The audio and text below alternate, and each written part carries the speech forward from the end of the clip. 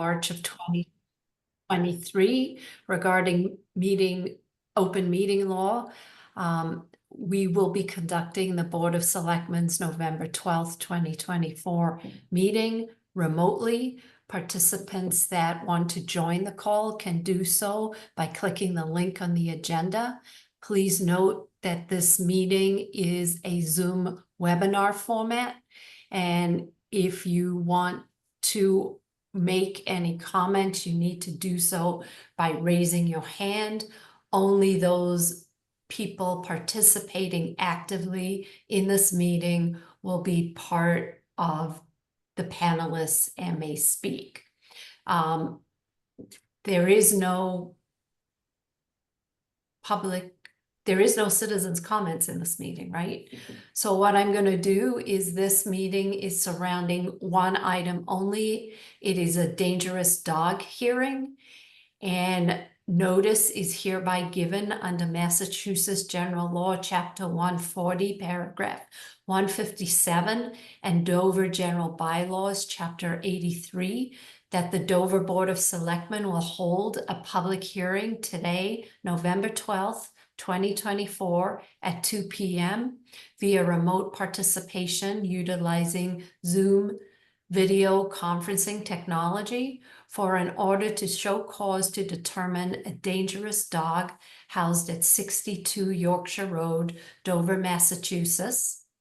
The documentation concerning this public hearing can be inspected before the public hearing at the Board of Selectmen's office. Prior to the public hearing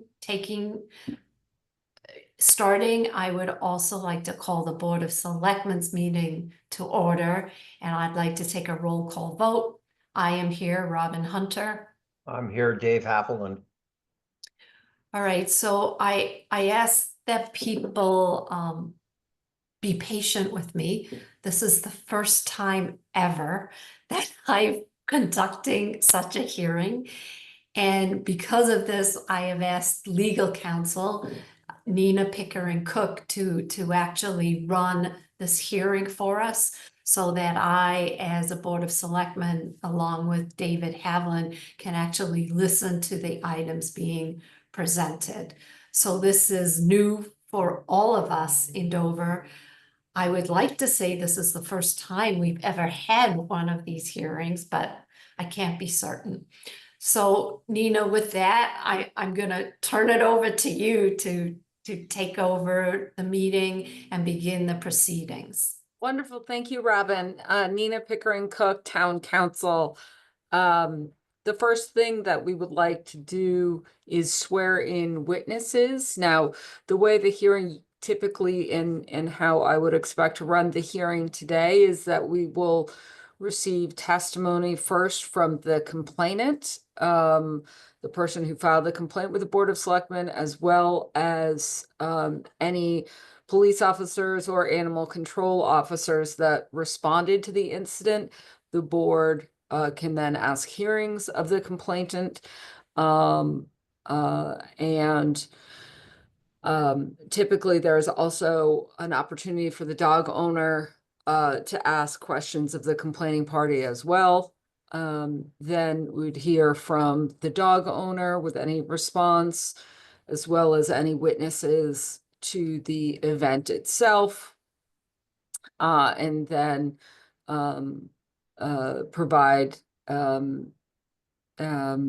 obtain any testimony from either the responding officers or any animal control officer with respect to any recommendation that he or she has about remediation for the dog's behavior before you all take your votes. And there will be a series of votes that I will take you through. So the first order of business would be where it is a hearing, we would like to have folks testify under oath. That means anyone who plans to provide testimony today, either on behalf of the complaining party or the dog owner party, if they could raise their hand, as well as counsel for either party, raise their hand virtually, and Chris will let you in as panelists, and then we can get you all sworn as witnesses. To be clear, when I say witness, I mean someone who is providing testimony about the event that took place that is complained of here, or has a relevant experience with the dog Luna that is under question today. That is the issue for the board to consider.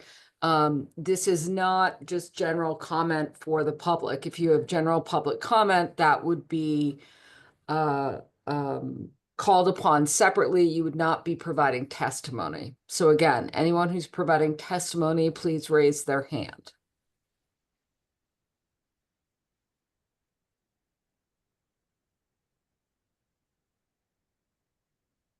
We'll give folks a minute or so to make it through the technological.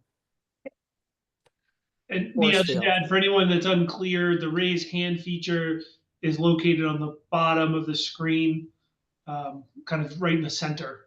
You just click that button. Nina, may I ask a procedural question while people are still raising their hands? Sure.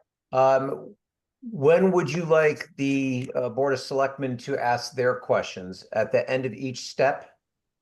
Yes, I would say at the end of each witness providing testimony, typically I will ask follow-up questions, if any, turn it over to the board to ask follow-up questions, if any, and then turn it over to the opposing party to ask questions.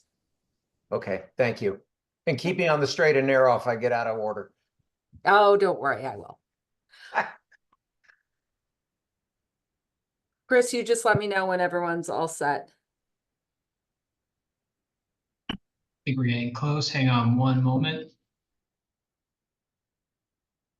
And Nina, one more procedural question. So with respect to public comment, is that allowed? And when will we open this up to the? Sure. So typically it is in the board's discretion whether they allow public comment. Typically, my boards usually do allow public comment on this, and it is after both sides have made their presentation of evidence and your follow-up questions have been asked.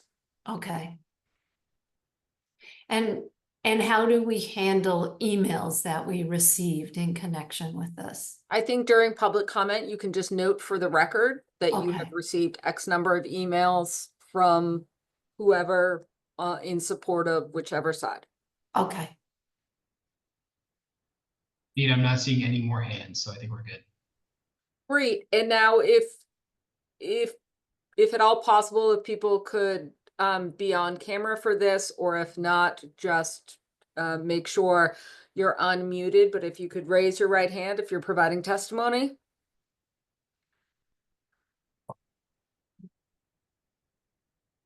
So raise your right hand, and do you solemnly swear to tell the truth, the whole truth, and nothing but the truth? Yes. Yes. Did I get a yes from everybody? Yes. Great. We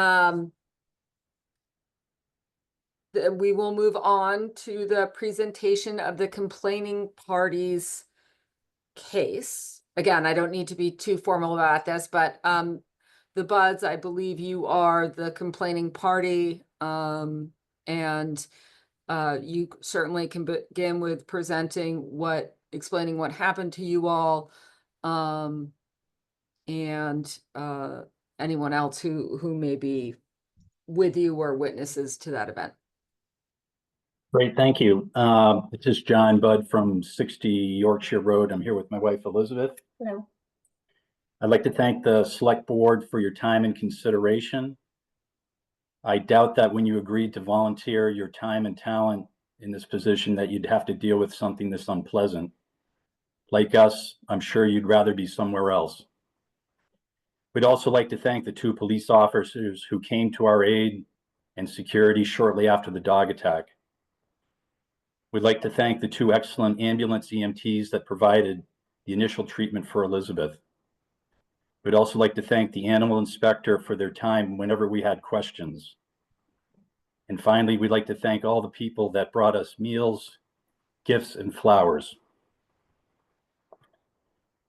This hearing is very difficult for us. As lifelong dog lovers, we are here with a heavy heart. Our request is that this dog be humanely rehomed to a better location. We are not requesting euthanasia. Our family has been living at 60 Yorkshire for the past 28 years. We raised our 2 sons here and our 3 golden retrievers, currently Ellie. Our time in Dover has been very special, and we have a deep fondness for our Glen Ridge neighborhood, which has been marked by friendship, serenity, and safety. The folks next door at 62 Yorkshire have a Rottweiler that is typically either chained outside or inside the house. We've never seen the dog loose. On October 23rd, our world was turned upside down, and now we live in fear for ourselves, our dog, and others in the neighborhood. I'd like to turn it over to Elizabeth. My name is Elizabeth Flood from 60 Yorkshire Road. Thank you all for being here. I will do my best to share what happened at our home on August 23rd, but please, October 23rd, but please realize it's still very difficult to talk about even 3 weeks later. On Wednesday, October 23rd, I was sitting on our 2nd floor deck working on my computer with my golden retriever, Ellie, sitting at my feet. The Rottweiler, which is normally chained up next door, came running up the flight of stairs to our deck. While we were very surprised, I tried to talk nicely to the dog to keep it calm while I worked on getting Ellie and myself inside the house, just 3 feet away. As I guided Ellie by her collar towards our sliding glass door, the dog attacked Ellie's back end and knocked us both to the ground. The attack continued as the dog tried to drag Ellie by the back leg and then her tail down the flight of stairs. I was screaming. Ellie was crying in pain as the dog would not let go. We were incredibly fortunate to have a cleaning crew in the kitchen that day as they saw and heard the attack. One woman came out with her vacuum stick to try to get the dog to let go of Ellie.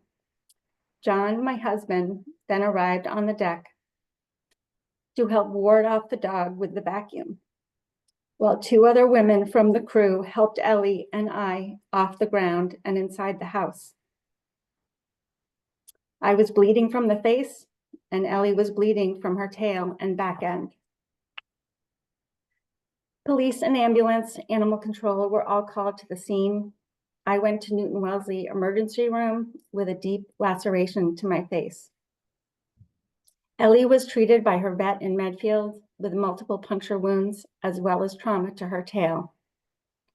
We were both put on rounds of antibiotics. There have been many rounds of follow-up medical appointments, including CT scans, dermatologists, dentists for chipped teeth and jaw alignment, and more vet visits. Besides the physical impact, the emotional toll is significant. This was absolutely terrifying. So much so that Ellie and I left for 10 days following the attack because we no longer feel safe in our own home. Eventually, we had to return, and we are trying to lead our lives, but our daily routine has been altered significantly. Thank you. After Elizabeth and Ellie were rescued, the Rottweiler did not leave. It was on our deck, a foot from our living room, separated only by a slider. It was there for 15 or 20 minutes, wanting to get in the house. We shared some pictures with timestamps with the town. In the photo, you can see the Rottweiler with its nose up on our slider.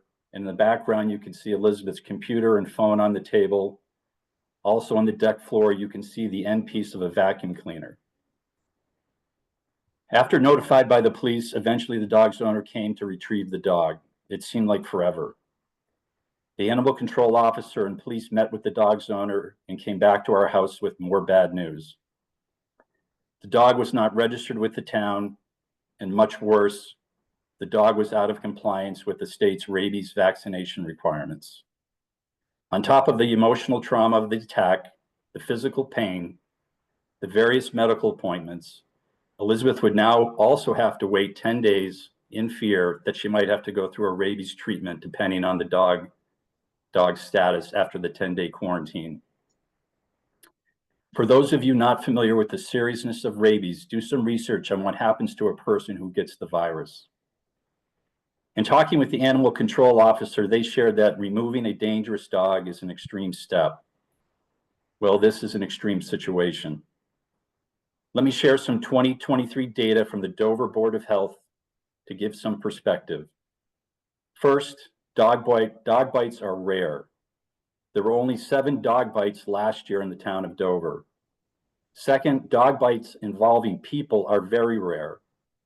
Of the 7 dog bites in 2023, only 3 of them involved a person. Of the 3 situations involving people, 0 of them included a dog that wasn't properly vaccinated. The dog owner has mentioned to us that they would look to find a new home for the dog. We haven't heard anything from them for 13 days. Also, we've heard nothing from the homeowner at 62 Yorkshire since the attack 20 days ago. We're looking for results. We're asking the town to help expedite a long-term solution for our safety and the safety of others in this neighborhood.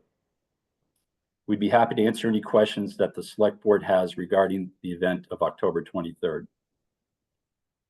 Thank you, Mr. and Mrs. Budd. I have just a few follow-up factual questions for you. Mr. Budd, were you inside the home when this attack started, or did you arrive home?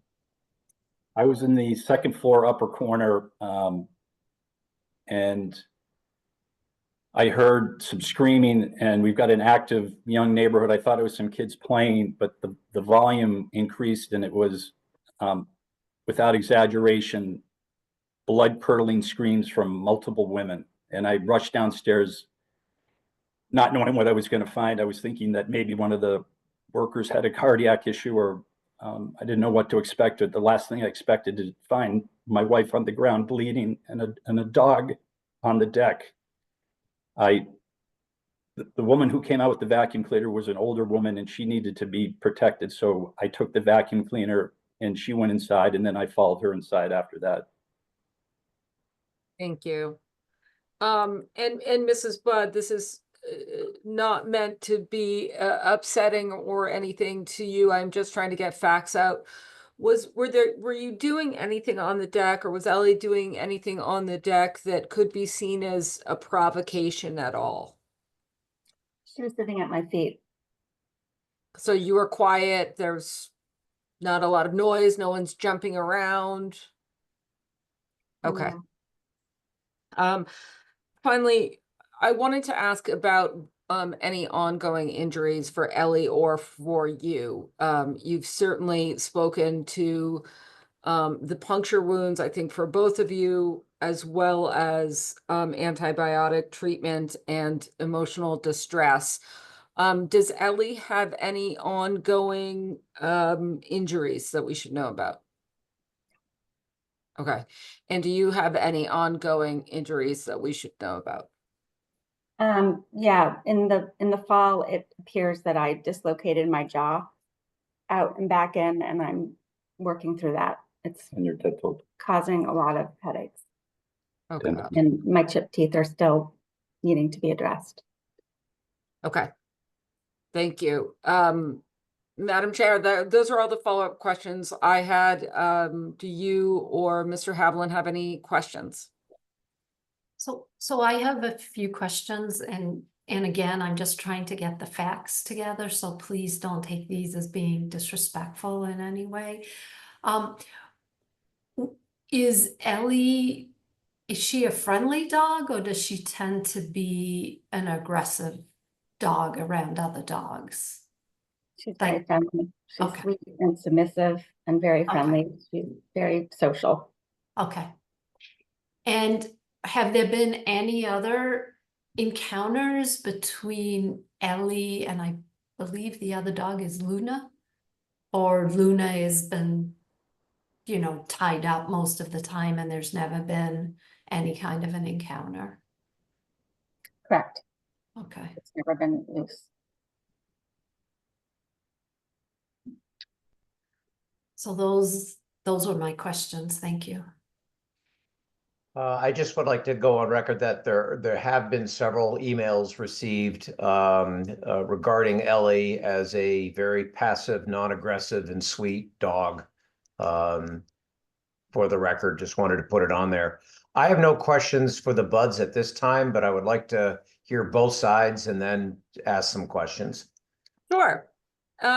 If we could have Officer Menace, were you the responding officer to the event? Yes, I was Sergeant Manise with the Dover Police Department. Sergeant, I apologize. That's okay. If you want to just describe what you saw of those events and what you witnessed of the dog Luna that day, we would appreciate it. Sure. I was assigned to 344 as a shift supervisor for, and I was dispatched at 4:38 p.m. to 60 Yorkshire Road for a report of a dog bite. Also sent with me was Officer Madden. He actually arrived first and went straight to the house to check on the victim and see what we had. I was the second unit in the area, and all I had at the time was it was a dog bite. I didn't know what dog was involved or anything like that, so I actually stopped and talked to some neighbors walking a dog and asked if they had seen or heard anything. And I told them that somebody was attacked by a dog, and I'm looking for where, you know, the dog that was loose. And they referred me to number 62 Yorkshire. They told me that they have a Rottweiler and maybe you should start there. So before I got to number 62, I was informed by Officer Madden that it was indeed a Rottweiler involved in the attack.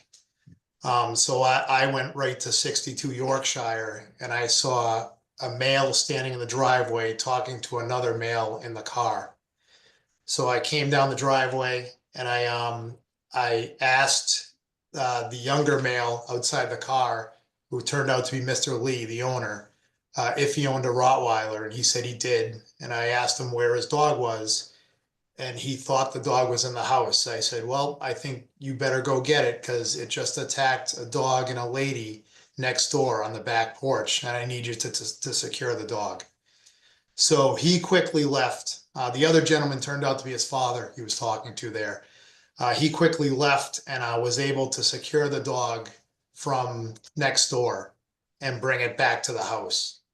After he secured the dog, I told him I needed to go check on the victim next door, and I asked him to arrange to get the dog's paperwork, like his rabies shots and everything he had, because I'd be back to follow up with him.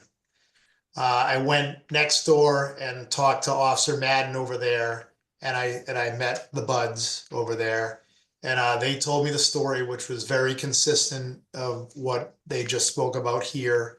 That Mrs. Budd was out in the deck with her 6-year-old golden retriever, and the Rottweiler came up the deck, grabbed the golden retriever. She was trying to get the dog into the house. The dog grabbed the golden retriever by, she said, the back legs, and began to drag it down the stairs. She said she got in between the dog. She fell. At that time, she got some sort of cut or puncture. I'm not sure what it was underneath her eye. And then the cleaners came out and were able to distract the dog and get it to disengage so she could get in the house safely with her dog. We ended up calling, we don't have an animal control officer here, so we ended up calling Needham ACO David Parsons. He responded to the scene and assisted us with the call. By the time he got there, we took a look at the paperwork that Mr. Lee had given us and found that the dog was not licensed in Dover. It also did not have, is not up to date on shots. He issued a 10-day quarantine at that point to Luna and said it cannot come out of the house. It can only go out of the house to use the bathroom. Has to come back in, can only be around family members. We then went back to the buds and delivered the news to them that the dog was not properly licensed or didn't have the proper shots. Then after we left the buds, I went back to the station and I followed up with our animal inspector, who's Jennifer Cronin. And she advised me what to do from there, because I've been on, this is my 20th year. I've never handled any call like this, so this is the first time. So I issued a bylaw citation for unlicensed dog and having an unrestrained dog that led to a bite. I also received the dog bite paperwork from Newton Wellesley Hospital from Mrs. Budd that I guess had went there to be evaluated. On 11/4, I received an email from Mr. Lee that questioned the dog bite. He said the citation said unrestrained leading to a dog bite, and there was no proof that she was actually bit. I talked to ACO Cronin again, and she said to re-amend the citation to just unrestrained and unlicensed dog. So we did amend it to that, and we took out dog bite from the citation. And Mr. Lee was served with that citation and confirmed service. Thank you. Sergeant, can I ask you, the information that you saw from Newton Wellesley Hospital, did it reference a dog bite to Mrs. Budd? I did not print that out. I will have to take a look. I don't have that here though. Okay. You can probably circle back if I can go on my computer. I have everything saved, so I can bring it up. Great, that would be wonderful. Yep. In the meantime, can I just ask, have you ever had any previous encounters with or complaints about Luna? No, I have not. Okay, I have no more questions for you. Okay. At this point. Madam Chair or Mr. Havlin? So I do Sergeant, have now, oh, go ahead, Robin, if you want. I'm sorry. so Sergeant Manise, you said you haven't had any other complaints? Has the Dover Police Department It- received any? I don't believe so. I can check that address, but I've never went there. Okay. I've got a question for Elizabeth Budd, if I may. And that is, how was your face cut? Was it due to the fall or to a bite from the dog? It was such a tussle. I don't know. Okay, I appreciate the honesty. I just wanted to ask you since you were the victim. I was on the ground with dogs on top of me.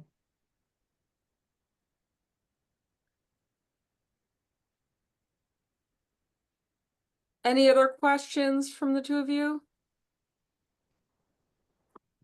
Again, if I can reserve them for the future, that'd be great. Sure.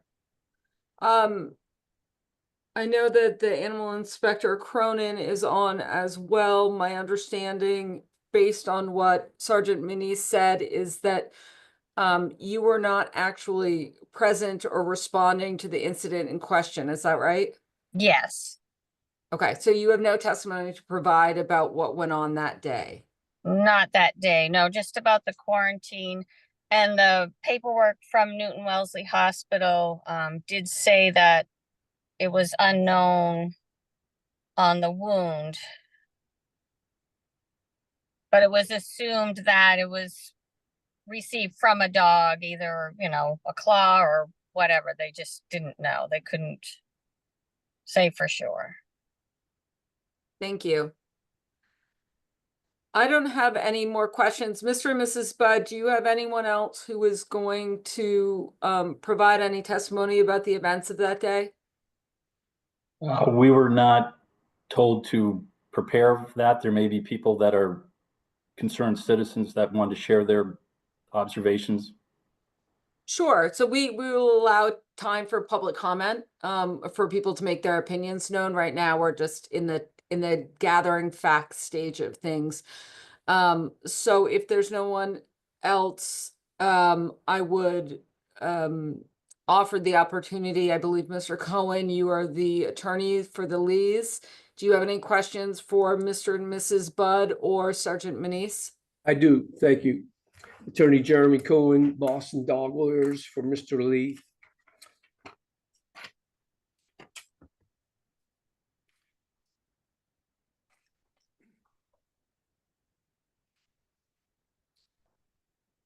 Sorry to hear about Ellie. I have a golden retriever, and I'd be outraged if a dog came up onto my deck and tried to do that to her. So I appreciate their honesty, especially not knowing if it's a dog bite or a claw or some puncture from somewhere. But I didn't see in any of the reports at the time anything about Mrs. Budd's teeth being chipped or anything. I'm just wondering when she found that out and had she reported it to anybody in the town? But we were not offered the opportunity, or was it recommended that we would be providing updated health information to the town regarding Elizabeth? I'm not sure where that's coming from. It's coming from a lawyer who wants to get to the facts. So where this is coming from is at the time of this incident, when you were interviewed by the police officer, this is coming from a question of why weren't the teeth mentioned at that time to that officer? You had had at least 20 minutes since the incident had happened. So I'm just wondering why that wasn't timely Mr. Cohen, explained. I think the better way to do this perhaps is to ask the questions through me, so that we make sure that this isn't an adversarial proceeding for the Buds, and then I am certainly happy to ask those questions of the Buds directly. My question is, at this 20 minutes later at the scene, when they were interviewed by Officer Manise, there's no notation that she had chipped any teeth. I haven't seen any Understood. paperwork on that, so I just want to know, did they report it and it wasn't written down, or did she find out later, and when would that have been? Mrs. Budd, were you aware, in the immediate aftermath of the incident that you had chipped your teeth? I was in shock and hyperventilating and bleeding from the face. It wasn't until later that night that I was realizing that my teeth felt very sharp. They're minimal, but they're chipped. Understood. Next question, Mr. Cohen.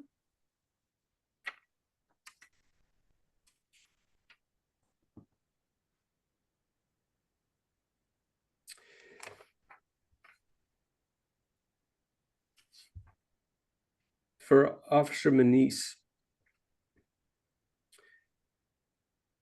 is it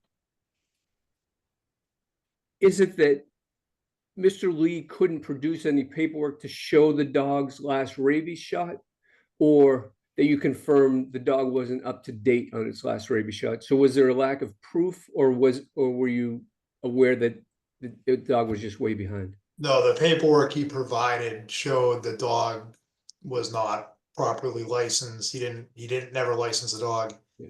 And it showed that the dog was not up to date on shots. So it was paperwork from another city or town? Yeah, wherever he lived before. It might have been California. I don't remember where he lived before. Okay, thank you. And for the animal inspector, Ms. Cronin, the Luna was quarantined for 10 days. Did you receive any reports that Luna or Mr. Lee had violated the quarantine order? No, and I did follow up with them a few times. And for Mrs. Budd, did you have to engage in the rabies protocol? Mrs. Budd, are you comfortable answering Oh, that? I'm sorry, through Days. We waited for the 10 days to get the report. And no, I did not, because I was waiting for that 10 days to be over. All right, thank you.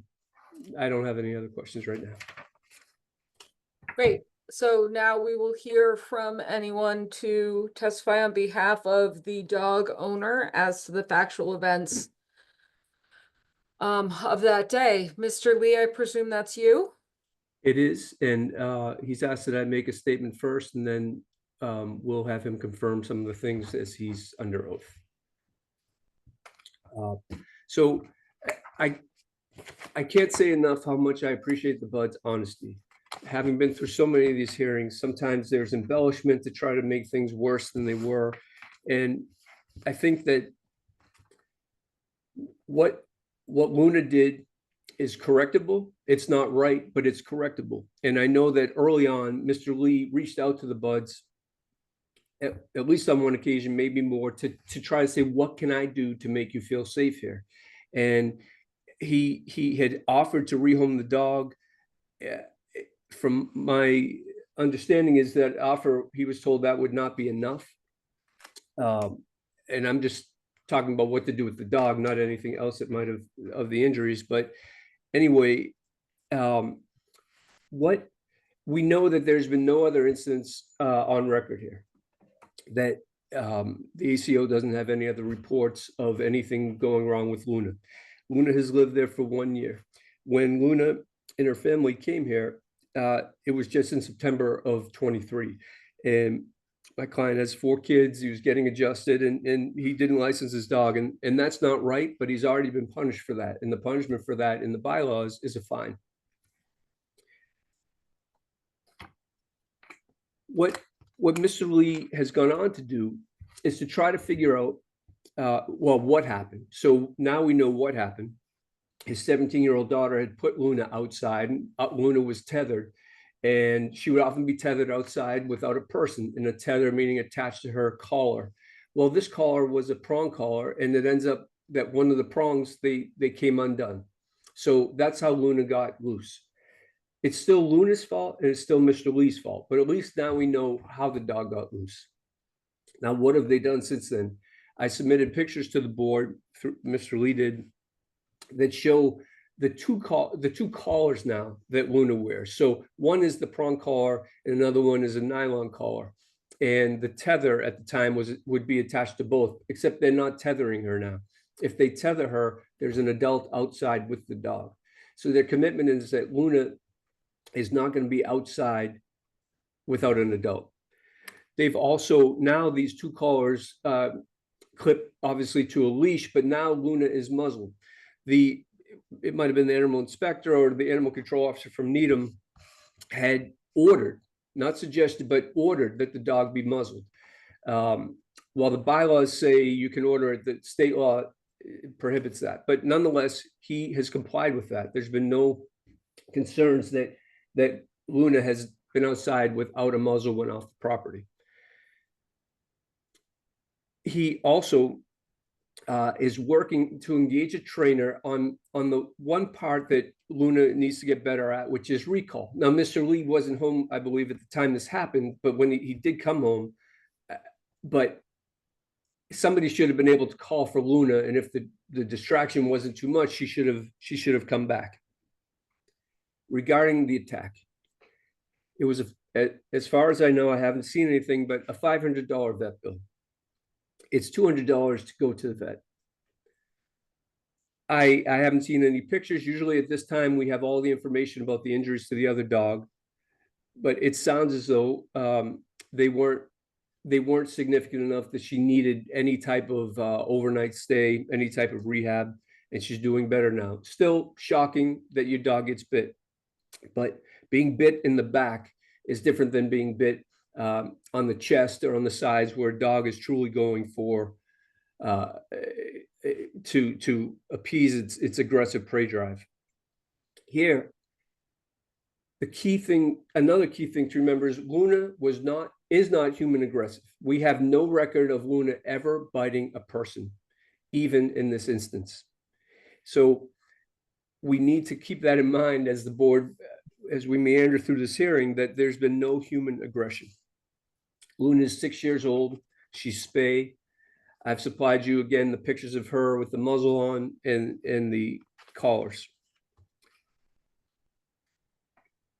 The idea that Luna should be rehomed is certainly an understandable idea, but it's not appropriate to this situation for a couple of reasons. One is we have many other things we can do, which is improving the equipment for the dog, including improving the management of the dog, and improving the behavior of the dog.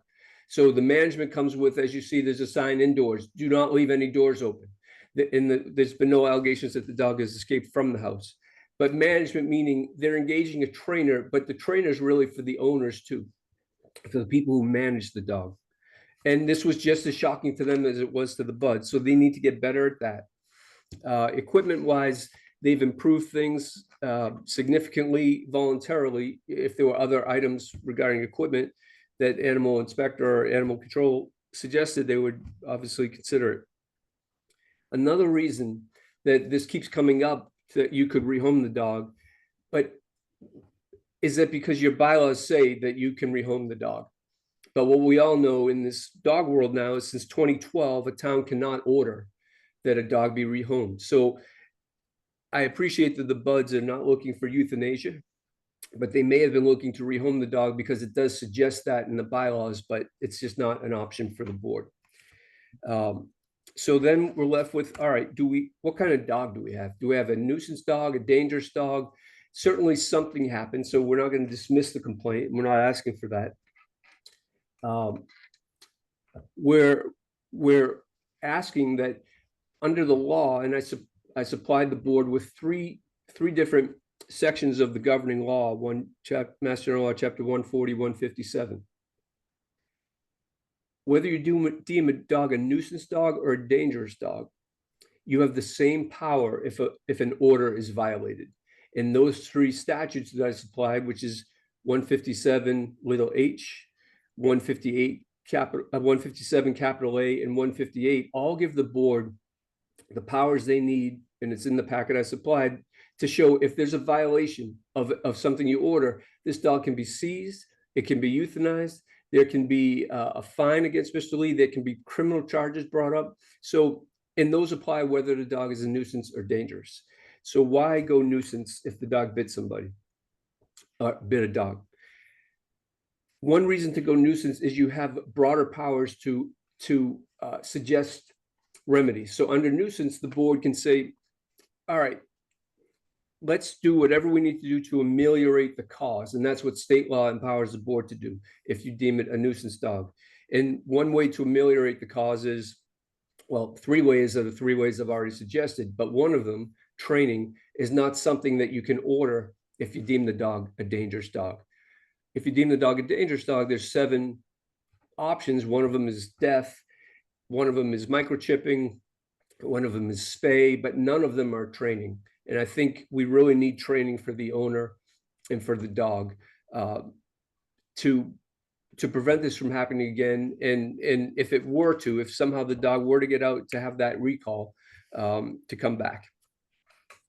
In working with Mr. Lee, he is horrified that this happened. I know that Mr. Budd said he's never spoken to the homeowner since this happened. Mr. Lee's not the homeowner, he's the dog owner. He lives with his parents live in the house. He reached out. He's offering to pay the $500 vet bill if that's what it is. He's reached out to try to collaborate with the Budds to say what will make you feel safer. And understandably, they said getting rid of the dog, but that's not the possibility here. So what we need to do now is figure out what things can reduce the likelihood of this happening again. And my suggestions, I think, would reduce the likelihood of it happening again.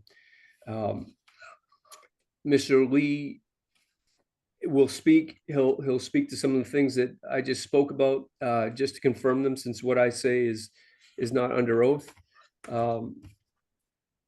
And Mr. Lee, if you can, there you are. If you can unmute. Yep. Hi, everyone. Thank you for taking the time today. Just can you just state your name? Yeah, Dennis Lee. I'm the owner of Luna. I feel, terrible about what happened. I take full responsibility for the dog having gotten loose. It really was a very freak, kind of unusual circumstance. I agree with everything that Jeremy has said here today, and including,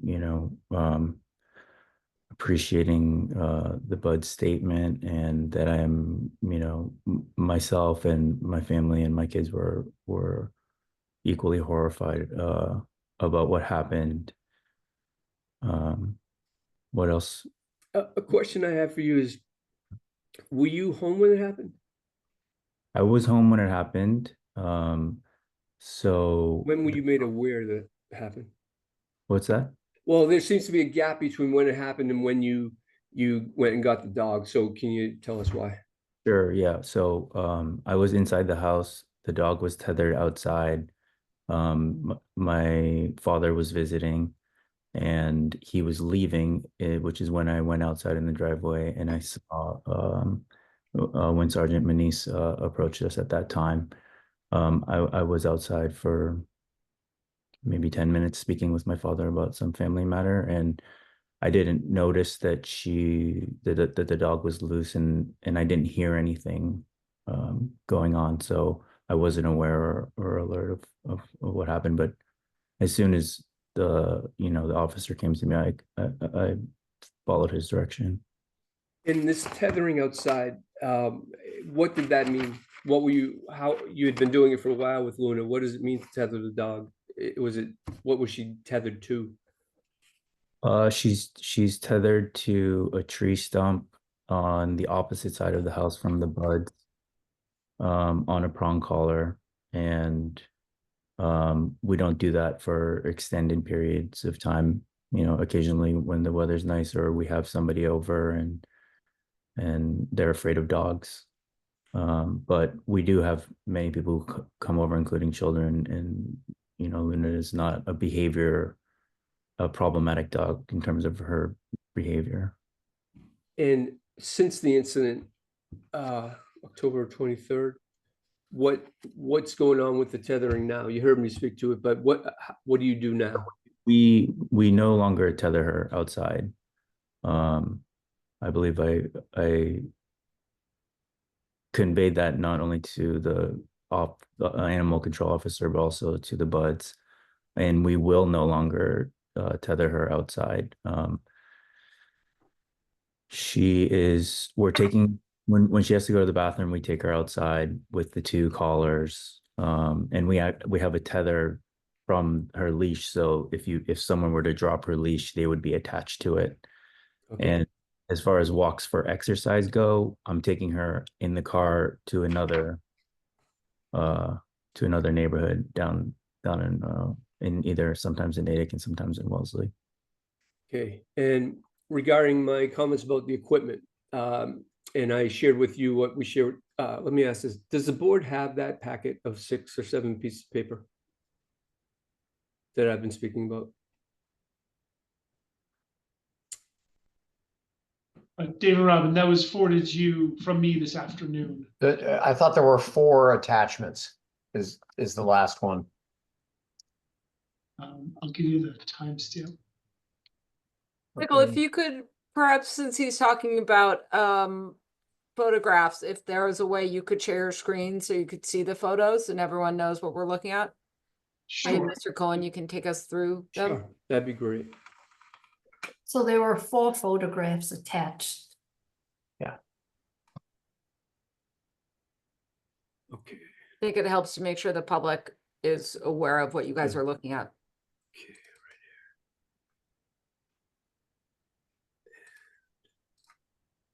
here. Okay.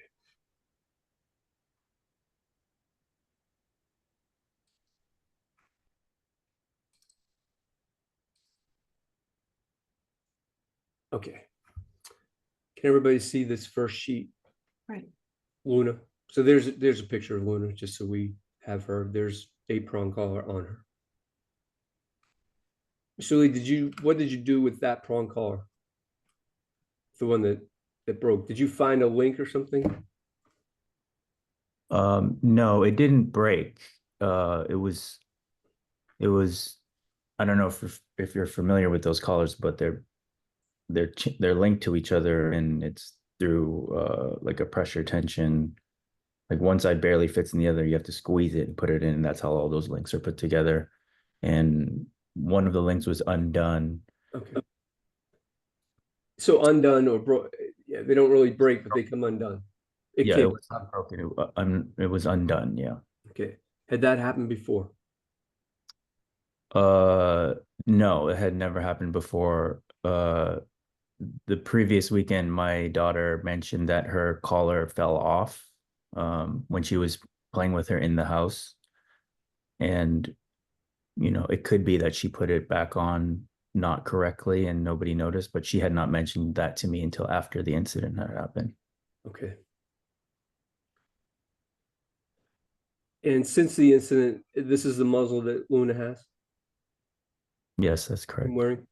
And this muzzle was ordered by animal control. Yes, that's correct.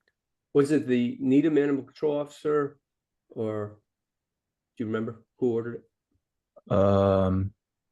I believe it was Officer Cronin. Okay. He came by the next day. Okay. Can you describe what we're looking in on page 3 here? Double collars now used. Yeah, so you have the prong collar and then the nylon collar both attached to her leash so that one acts as a sort of fail-safe for the other one. Okay. And that's every time the dog leaves the house? That's every time the dog leaves the house, correct?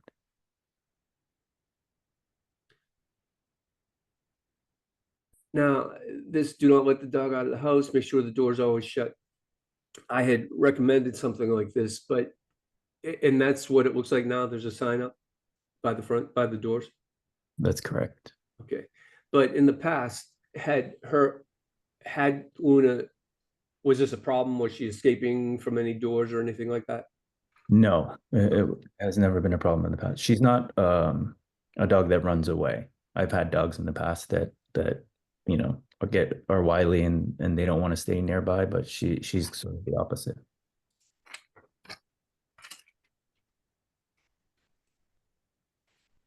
Did you or your wife or anybody in your family, well, you already said you reached out to the buds, but did anybody else in your family try to? Yeah, my wife did. She went and talked to John in person, and I believe she made a phone call and message to Elizabeth. Okay. Then for the board, this is in the packet, and this is what I was referring to, that nuisance or dangerous dogs are subject to the same type of scrutiny if that order is violated. And this is just a section of 157 little h that says an owner or keeper in violation of an order issued under this section. So whether it's nuisance or dangerous, you have the same powers.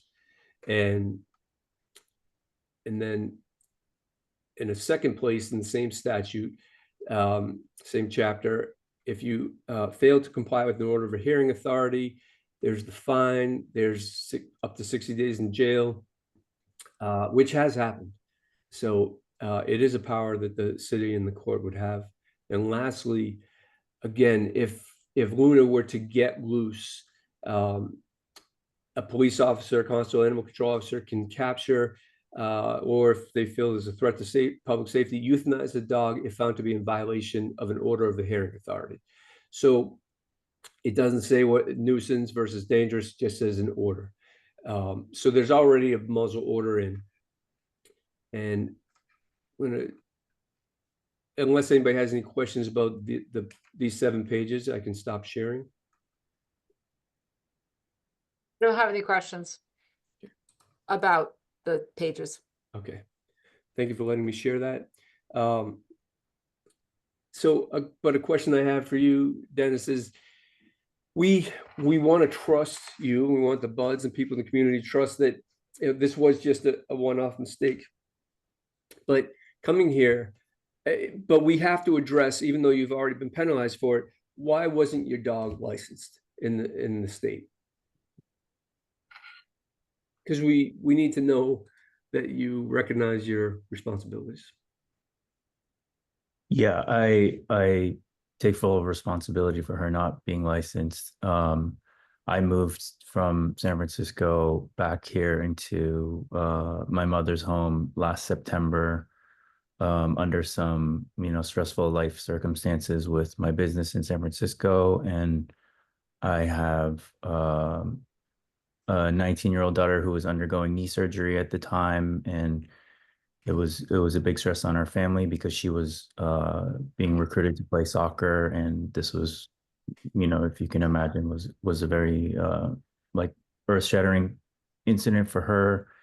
And then getting my 17-year-old into the high school here and adjusted to that whole change And my 2 and 4-year-old adjusted. It just sort of, didn't make it. I didn't make it as high a priority as I should have to have the dog registered with the town. You've since cured all of that, right? I have, yes. Okay. All right. Is there anything that I didn't cover with you or when I spoke that you want the board or the Buds neighborhood to know that we didn't cover?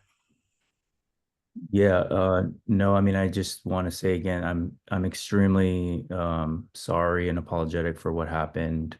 As it's on record, it was a first incident with our dog. Our dog Luna hasn't had any problems in her 6 years with being around other dogs in San Francisco or people.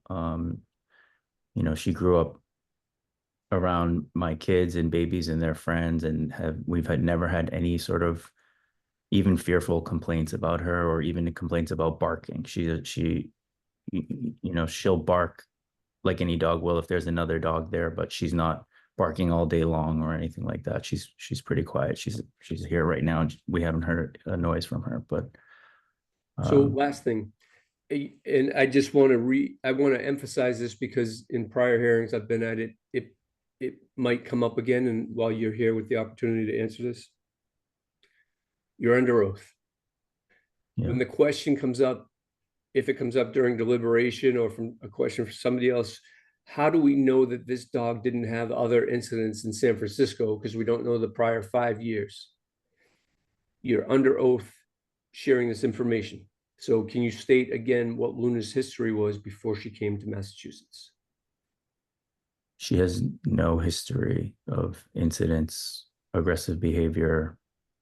I mean, I'm not sure what. Okay.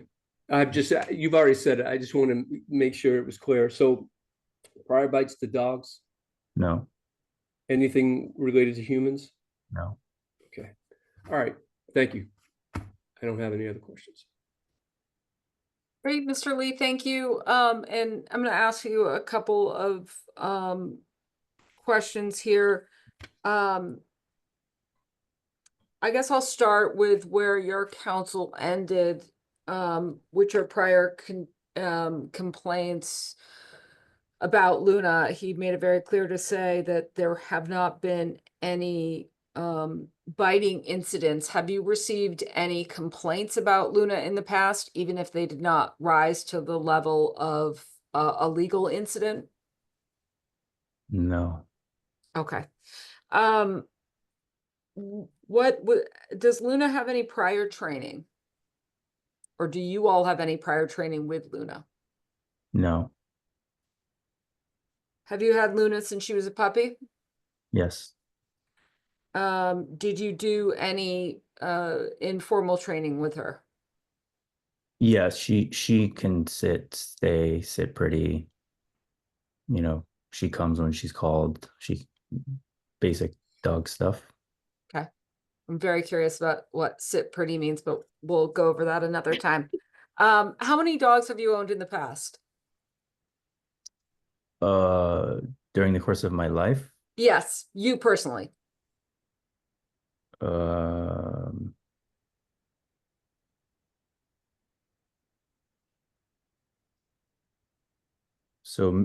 Well, me personally as an adult too. But I've had dogs, my family's had dogs my whole life. With respect to the dogs that you have owned, have you ever received any complaints about the dog prior to Luna? No. Were there any incidents of that dog being aggressive towards people or domestic animals? No. What has been the history of Luna's licensing? Was she licensed in her prior location in San Francisco? She was, yeah. Was that license up to date when you moved to Dover? I believe it was, yes. I can't verify that, but I believe it was. And was she up to date with all of her shots at that point? So her shots in California, it's a 3-year expiration, and it was expiring or expired when we moved. Okay.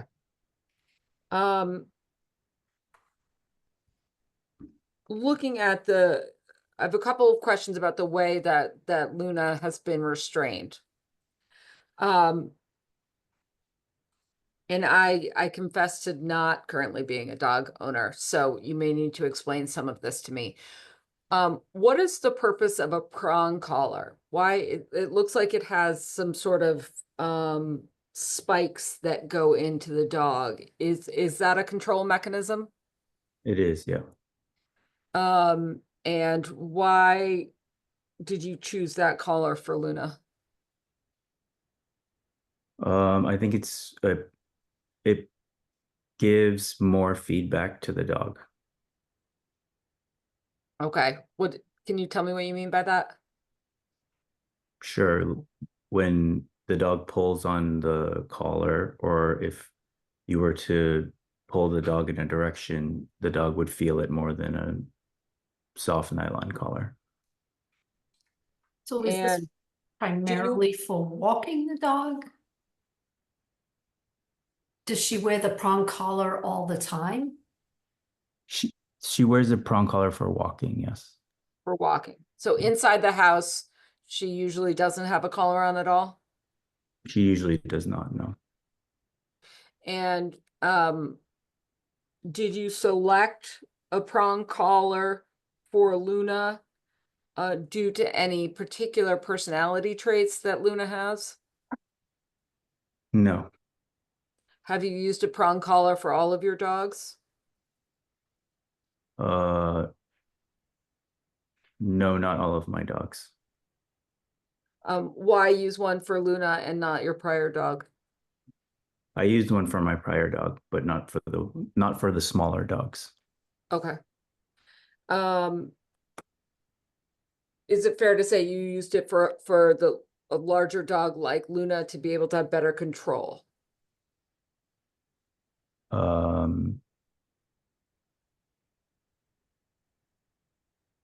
Yeah, I suppose that's fair to say, yeah. I mean, I'm not the only one that walks Luna, and she's about 87 pounds, and the feedback she would get from, 100-pound person is not the same as, 160-pound person. So Sure. Okay. In the day in question, you mentioned she was tethered to a stump. Can you tell me how she was tethered to the stump, just practically speaking? It being a stump, I'm trying to visualize what that means. Was there a stake in the stump that she was tethered to? yeah, so there's a 6-inch stake that has like an eyelet Mm-hmm. made out of steel, and it's attached to that, and it's a steel lead with a loop at the end that attaches to her collar. And is that lead expandable or retractable at all? Or is No. it a fixed length? It's fixed length. Okay.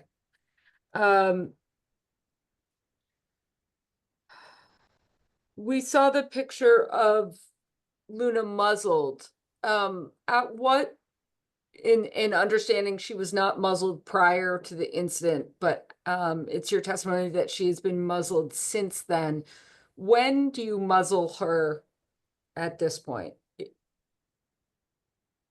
So when we put her, for example, if she's going to go outside and we would put her collars and her leash on, then we would also put her muzzle on. So if she goes for her daily walks, she's wearing a muzzle. Yeah. If you're taking her out to the car, from your house to the car, she has a muzzle. Absolutely. Yeah. So if she's exiting the front door from the inside to the outside, she has a muzzle on. Okay, and just to confirm, at this point, you have you are no longer you have no system for keeping her unattended in the backyard. Is that right? Well, it's not that there's no system. She's just not being kept unattended in the backyard. Okay. Do you have, is your backyard or is any area of your property fenced in?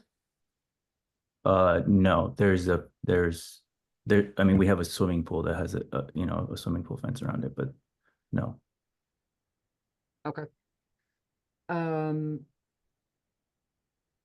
That is all I have, Madam Chair, Mr. Havlin, if you have any questions, and then we will go to, the buds and if the buds have any questions. So I have some questions for Mr. Lee. Under what circumstances typically would you let tether Luna?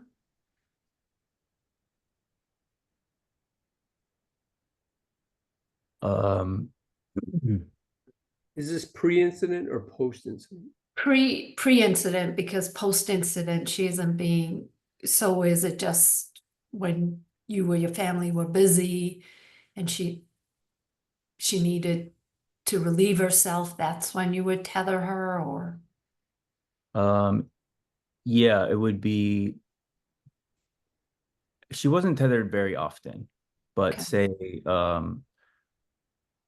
like on that day, my father came over, and my father doesn't like dogs. So during the time when he was visiting, we would tether her outside. Okay. Um, So now that you no longer tether her, what would you do in circumstances where you have people over that don't like dogs? we have a crate for her now. Okay. And was she ever crate trained before? She was, yes.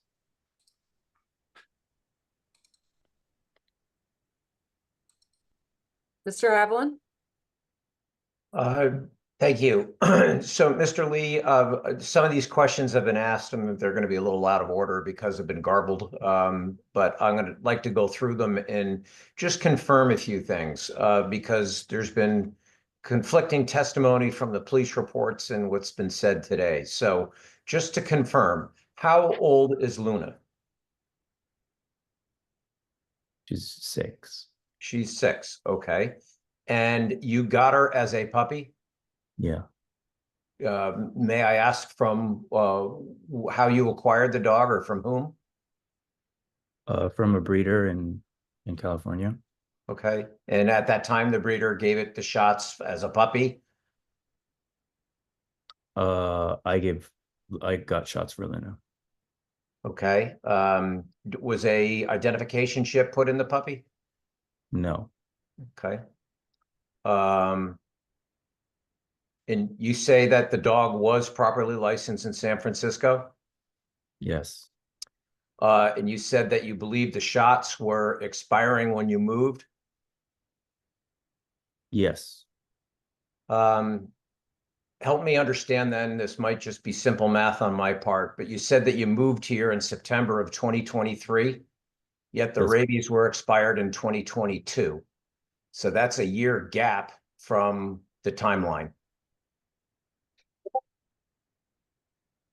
That's correct. So they weren't expiring when you moved. They were already expired in San Francisco. That's correct. Yeah. Okay. So that's my mistake. When I said that they were expiring, I said expired or expiring. I wasn't sure exactly. Okay. But do you agree then that it was expired roughly a year before you moved? Because the rabies tag was expired in 22. Roughly a year before. Yes, I agree. Yes. Okay. Again, would you consider yourself a responsible dog owner? Yes. Because your actions in Dover, in my humble opinion, do not lead to that same conclusion. You did not properly license the dog. And much more importantly, I've owned dogs all my life, just like you have. And not getting a rabies shot is something that crosses a line in my own mind. And not keeping the safety of the public in mind, let alone anyone who visits your house. I mean, Luna could be outside and get bit by a rabid squirrel, and then it can go downhill. Yes. So I guess what we're going to ultimately determine today is what happens. And again, bear with me because my questions are now written on 2 or 3 different pieces of paper and they're a little out of order. Has Luna been socialized with other dogs? Can you define what you mean by that? Did as a puppy and as a dog, does it play with other dogs as a course of its growing up? Socialized as, I mean, it's socialized with people, at least your family, but what about Yeah. other dogs? Yes. Could you describe what you mean by yes? Could you give us a little color? She grew up with another dog. May I ask what kind of dog that was? It was a mixed breed dog. It was a rescue dog. Okay. Did that dog move with you to 62 Yorkshire Drive when you moved from California? She did, but she was quite old. She passed away. Understood, but that would be 2 unlicensed dogs while you've been living in Dover. That's correct. The ultimate question comes down to this. You've got a neighbor that were on their own deck, minding their own business, and Luna got out and went to the neighbor's property, went up on their deck, and however you want to characterize it, it was not a pleasant interaction. And most people would use the words that Luna attacked. And what I need to hear from you is what actions you would be willing to take to ensure the safety of your neighbors and the public in general and other dogs that Luna comes in contact with. What happens if she escapes again? By any means, through whatever fault, it doesn't matter. She gets out and goes unmuzzled. Then what? I completely understand your question and your concern. I'm not sure that it's the greatest, use of our time to come up with hypotheticals. The point of the procedures is that we follow them. I'm aware of that, but I would like to know from you as the person who, and thank you for doing so, taking responsibility. Have you offered to the Buds any corrective action? He has. You heard me say it earlier. We spent 30 minutes 20 minutes explaining all the corrective actions. We know that those work. We know there's no way to bring the chance to 0 with any dog. We can't bring it to 0. But here I would say that Luna shows some bite inhibition. I mean, the dog went to the vet and had a $500 bill. So in the context of things, a $500 bill indicates not a serious attack. We can't get it to 0. But I think the things that Dennis has testified that he's doing since, and these were voluntarily to fix things before an order comes in, shows his commitment here. He asked the Buds what would make you feel most comfortable, and they said removal of the dog. So we're somewhere between, where we're at. Mr. Cohen, could I just take you in here? Could I just review for everyone what your client has suggested, and then we will go to the officers well and see if they have any recommendations. But my understanding is that Mr. Lee has offered the double collar system that you've shown in the pictures, a muzzle at all times when outside of the home, even if on premises, Correct. training for the dog, meaning professional training. Is that right? Right, for the dog and the owner. And did I miss anything? Well, not tethering outside. The dog won't be outside without an adult. So there's no more recreation by herself. Okay. And I mean, I will point out that no, I think that's everything. I think if the dog's not microchipped, she should get microchipped for everybody's sake. Is she microchipped now, Dennis? No, she's not. I think a microchip is good in case she gets loose, in case she gets lost, either way. Because the town needs a way to be able to say, okay, whose dog is this? If they were to find the dog. So a microchip would be a good step. Nina, may I continue? Absolutely. So, I understand you're trying to paint your side of the story, but mitigating this attack personally is not appreciated. The dog went up on the neighbor's deck, and whatever you want to call it, it wasn't welcome. It did attack the dog. It did not retreat. And what was equally and most disturbing to me personally is that even after the incident was over, the dog did not retreat. It continued to try to get into the house. So this dog has got issues. So I would like to ask Mr. Lee, is the dog well? Is the dog well as far as you know? When was the last time it was at a veterinarian? the 1st, November 1st. The dog is To well. get its rabies shots? Yes, she's well. So, dog- and before that, when was the last time the dog was at a veterinarian? When she got her last shot that you referenced. So in I think 2022. Yeah, she may have gone. Well, the shots expired in 2022. California, like Massachusetts, has a 3-year rabies rule. So it can be assumed that the dog has not been to the vet since 22 minus 3 or pre-COVID. I mean, the dog was almost a puppy at that point. So let me just explain something, because what I have that other people don't have is the benefit of having been to nearly 200 of these hearings. I'm not trying to spin anything. We've admitted very credibly and reasonably that this guy made a mistake or 2 or 3. He makes mistakes. You do, I do. I can be a better pet owner tomorrow than I am today. He's committed. He's shown that he's not somebody who's going to turn his back on any type of order. He was already given an illegal order by the town. Here's a permanent muzzle order, a deprivation without a hearing, and he still has adhered to it. So this guy has shown, and this isn't spin, this is my experience with pet owners, some of whom can't be represented because they won't engage in the things that we're talking about.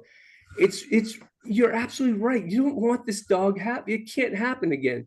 But he's spilling it out there. I'm doing what I can, and you can tell me more what you want me to do to make sure it happens again. There's just no guarantee. We know his mistakes. He's owning them. And it's now the dog's life is in his hands, because if he gets an order that doesn't kill the dog and he has to follow it, it's all up to him. If he is seen on the road, on the walkway without a muzzle, that's a violation. And there's not a spectrum of violations. You either violate it or you don't. So I just get the sense, Mr. Haviland, that he is taking it serious despite what's happened in the past. I am not doubting that at all, Mr. Cohen. What I am trying to ascertain is the fitness of Mr. Lee to be a dog owner in the town of Dover, and most importantly, public safety and the safety of their neighbors and their neighbors' dogs. That's what this is about in my mind. And, absent a good solution that is satisfactory to the buds, then the Board of Selectmen are going to be forced to act. And in terms of a dangerous dog versus a nuisance dog, in my humble opinion, this dog has already demonstrated it's dangerous. It went onto a neighbor's deck and attacked the dog and involved the human being. How she was injured is irrelevant. It was part of the tussle with Luna. And the fact that it took 4 or 5 human beings to go out on that deck and restrain Luna and get the people and the Bud's dog inside safely is not a nice, calm, gentle dog. So with 5 people out there, hold on, stop. 5 people out there, none of them got hit. Mr. Cohen, please stop. Mr. Haviland, I think we want to wrap up the factual portion of this. Do you have any other factual questions, and then you and Ms. Hunter can certainly deliberate and discuss what the appropriate remedies are, but I want to make sure that the hearing doesn't get too bogged down in back and forth. So do you have any factual questions? Yes, if I may. So thank you, Nina. Was the dog offered by Mr. Lee to be rehomed? Because it was implied or said in some of the documents we received.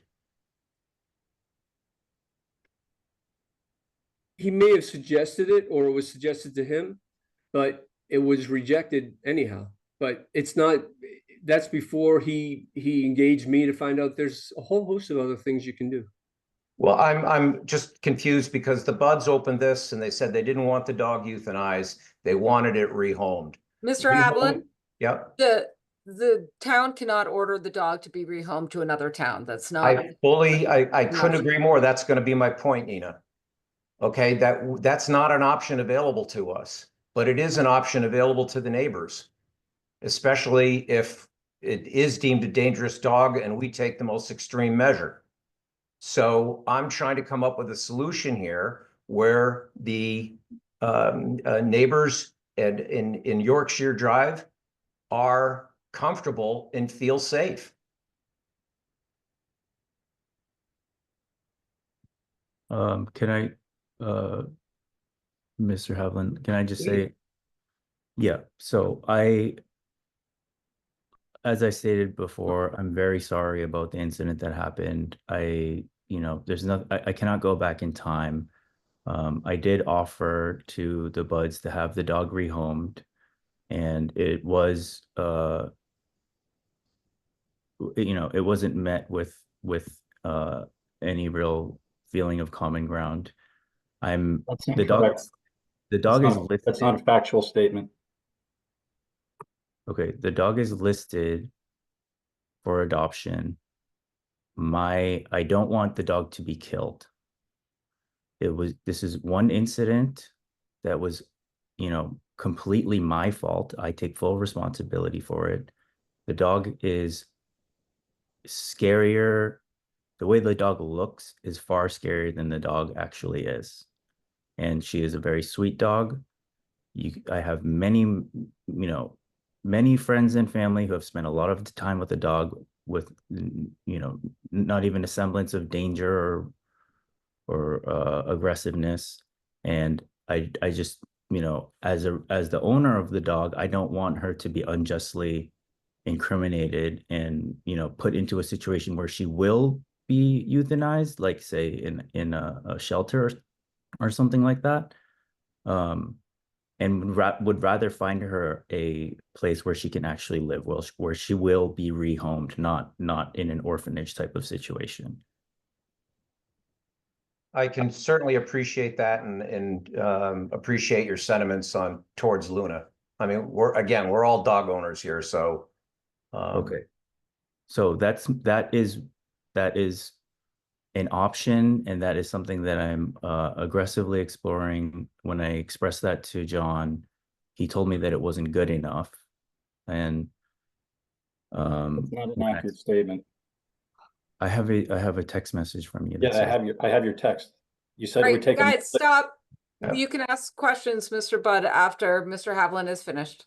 And then, I don't want to put Officer Cronin out, but it was conveyed to me that the Buds want her to be euthanized, and that's something that was being asked of the officer on more than one occasion.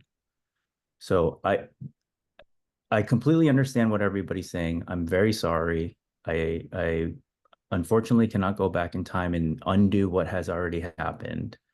I'm going to take all the measures that we discussed today to ensure that Luna does not get out loose.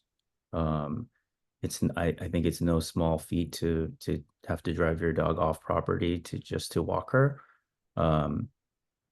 And Okay, Mr. Havlin, do you have any other factual questions? At this time, no. Thank you, Nina. Mr. and Mrs. Budd, do you have any questions you would like to ask Mr. Lee? No questions. I would just like to say, I stick to our statement under oath that we are not asking for the dog to be euthanized. We've never brought that up with anybody. And that our request is to have the dog rehomed. Understood. Thank you. Animal Inspector Cronin, or Sergeant Manise, do either of you have any recommendations with respect to the appropriate discipline for the dog in this case? I do not. Ms. Cronin? I did do the muzzle order, which is what I've done in Medfield before. And that has worked in the past. For similar situations? Yes. In similar situations, Ms. Cronin, have you had the authorities in Medfield or any other town recommend euthanasia? No. Are you recommending euthanasia? No. And with respect to a muzzle order going forward, we all understand that that's something that would need to be voted on by the Board of Selectmen, that likely is not a valid order from you going forward. Anything else that you want to add, Ms. Cronin? No, I think Mr. Lee is willing to do what he can to keep everyone safe in talking to him. It seems like he was very cooperative. He wanted to follow the quarantine. He wanted to do everything he was supposed to do. That's very helpful. Madam Chair, unless you or Mr. Haviland have more questions for these witnesses, now would be an appropriate time to open it up for public comment. So Mr. Lee had his hand raised, and I have another question for Mr. Lee. So Mr. Lee, why don't you ask your question? Yeah, so I forgot to mention, I don't know if it's in the stack of papers that everybody got. In my communication with the animal control officer that was on the scene, and as I recall, I believe with Officer Cronin as well, that even a measure like rehoming the dog, Officer Parsons said was really extreme, and that I did not have to do that. But in light of that, I still offered that to the buds because I understand that, you know, there's a significant trauma there. So, Mr. Lee, I have a question for you as a fellow dog owner. There are dogs that are human friendly, but yet extremely dog aggressive. It's just their nature. They tend to be dominant. And if it's a larger dog, it's a much scarier. My question is, in the 6 years that you've owned Luna, were there other instances where she exhibited aggressive behavior towards other dogs? Because what I'm trying to understand is what provoked her to run over to your neighbor's home once she was able to free herself from the tether.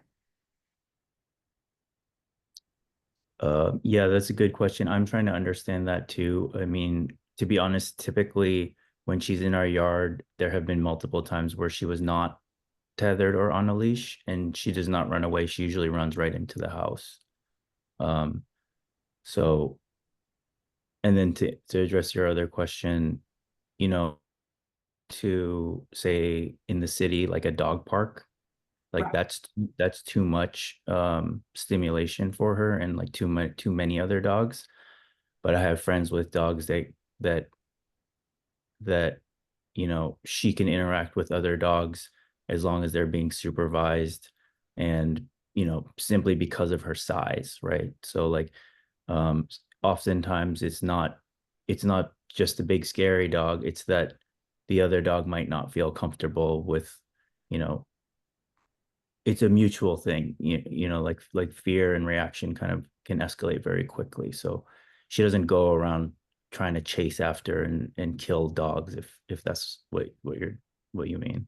Well, just, aggressive or dominant dogs tend to growl or try to attack. And if the Yeah, she's reciprocal not really- dog is passive, it's gonna stand down and usually that ends it. But I'm Yeah. not a dog behavior expert, but this has been my experience with the dogs I've owned, so. No, I think it sounds like you hit the nail on the head. Yeah. So she does not growl or express physical dominant body language. She is very playful, and she's pretty big to be playful, and they're like other dogs. There are dogs that are comfortable with that, and there are dogs that are not. Right, I also think, the breed is known to be very aggressive as well, so. Yeah, the breed is known to be aggressive, because it's scary looking. I mean, I think they're number 3 on the list for like bite incidents, and Labradors are like number 7. Okay, I appreciate your answers. Thank you, Mr. Lee. There is an individual by the name of Edward Jordan. I don't know who that is, but he has his hand raised. And he's a panelist. So is he a Hi. witness? Yeah. Oh, I can tell you, yes, I am. Okay. My name is Ed Jordan. I'm a resident of 47 Yorkshire Road. I've been a resident of Dover for decades. And over this period, I have owned and licensed dogs in the town of Dover. On October 23rd at approximately 4:30, I was walking past the Buds in the Lee's home with my wife and my dog. In fact, I directed Sergeant Manise to the Lee's house based on our conversation and my experience. In a very atypical fashion, this dog is chained to a tree stump in the front yard, and it aggressively barks and lunges from the end of her chain when we walk by.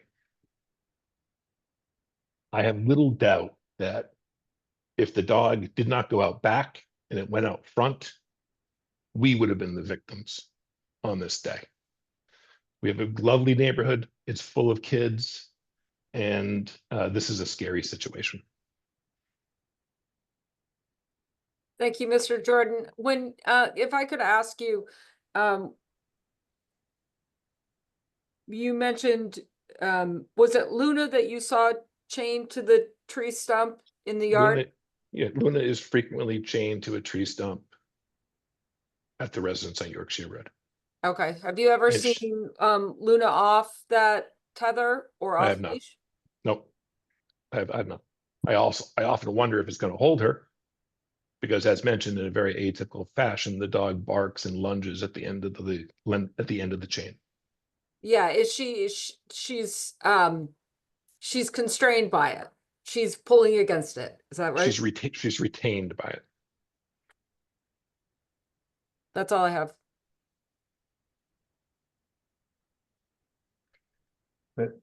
May I, Mr. Nina? Khan, do you have questions? Yes, I just have a quick question for Mr. Jordan. So what I'm hearing you testify is that contrary to what we've heard so far, that Luna is or has shown aggressive behavior towards either your dog or you don't know, but when you walk by. Frequently. Thank you.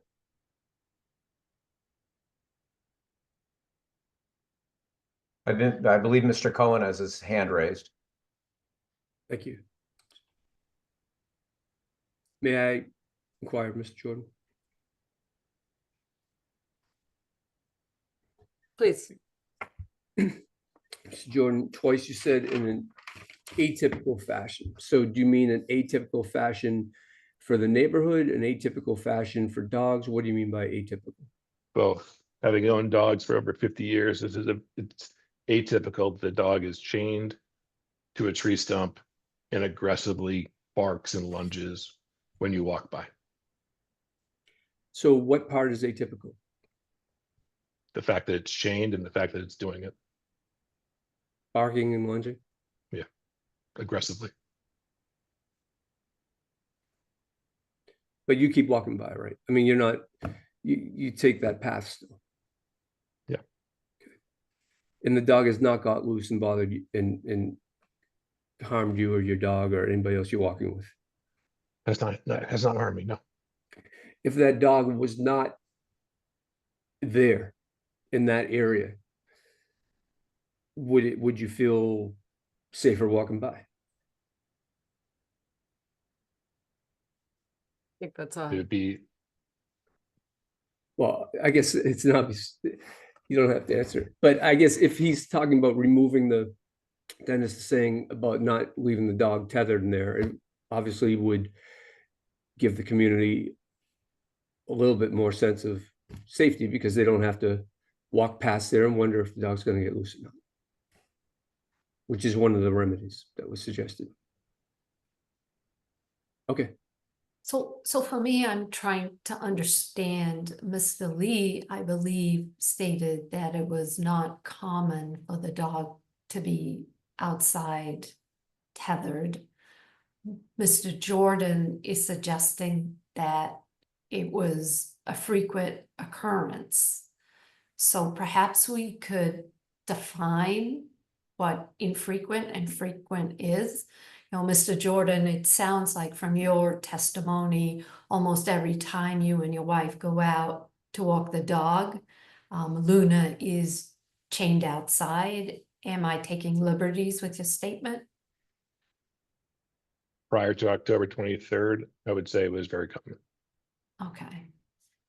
And then, Mr. Lee, you stated that it was not common for Luna to be outside tied to the stump. Did I not hear correctly? You know, it sounded like when you had people over that weren't comfortable with dogs, that's when you do it. But other than that, Luna was taken for walks, so she was outside with a member of the family. Yeah, so I guess to address exactly what you're asking, what is the frequency? I would say maybe once a week for an hour at most, a total of an hour, maybe during the course of a week. If it were 2 or 3 times, maybe a total of an hour. That was approximately what I was referring to when I said not common, because it's very common for dogs to be outside on a tether, for extended periods of time. Do other members of your family put her on the tether? Yes, they have, yes. So you could not be home or at work or doing whatever, and there could be additional incidences of the dog being on the tether that you're not aware of. That's a possibility, except that, my daughter goes to school, I work from home, and I'm the primary caretaker of the dog. So Thank you. That's very helpful. That's what I was kind of getting at. So you have a good handle then on what you feel is the frequency of Luna being on that tether. Yes. Thank you. So I have a question for Mr. Jordan and the Buds. If the dog were outside in a fenced-in yard, would they be less fearful? I think that everything that you're talking about in terms of a remedy relies on a person. They've got a 2-year-old, a 4-year-old. He's sometimes home, he's sometimes not home. You have a sign on the door, keep the door closed. I was wondering if the door is always closed, how does somebody get in and out of the house? With fences, it's the same issue. You could have a human error. The gate's left open. A house with 5 doors, you're talking about, maybe one door leads to a chained in area. What about the other 4 doors that don't have a chained in area adjacent to them? So I think the answer to your question would be no.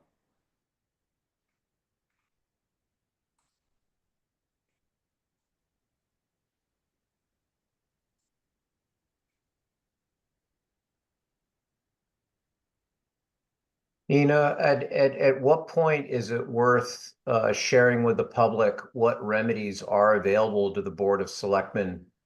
Because it may help bring the parties together and Sure. I think we should take public comment. I think we haven't taken public comment yet, and then I can review the legal standard for you all. And again, this is about you and Miss Hunter deliberating and coming up with a decision with respect to this dog. It's not necessarily about bringing the parties together.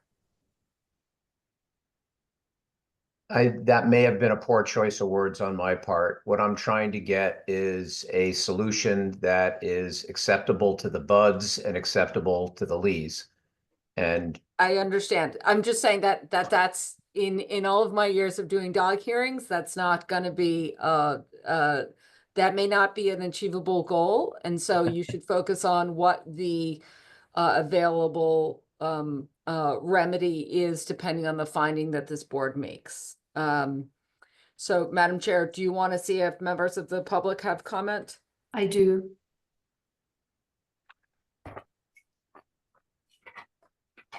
So if anyone could raise their hand and Chris can allow them to talk. looks like Pamela Mock has her hand up.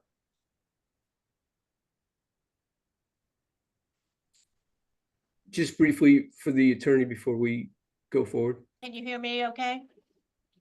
Yes, 1 second, Mrs. Mock. I just want to, because it's been an hour and 45 minutes since you last said this, that people, I think it was you who said, or it was Miss Hunter, speak about the event that took place or relevant experience with the dog Luna, is what the comment was limited to, correct? Yes, that was with respect to testimony. So all the people that were providing testimony, that's limited to that. Folks that are providing public comment, I think can provide whatever public comment they feel is necessary, and they are not under oath. Okay, thank you. Okay, just want to make sure I can, am I speaking loud enough? You are. Yeah. Can you please Yes. identify yourself and where you reside? Yes, my name is Pamela Mock. I live at 55 Yorkshire.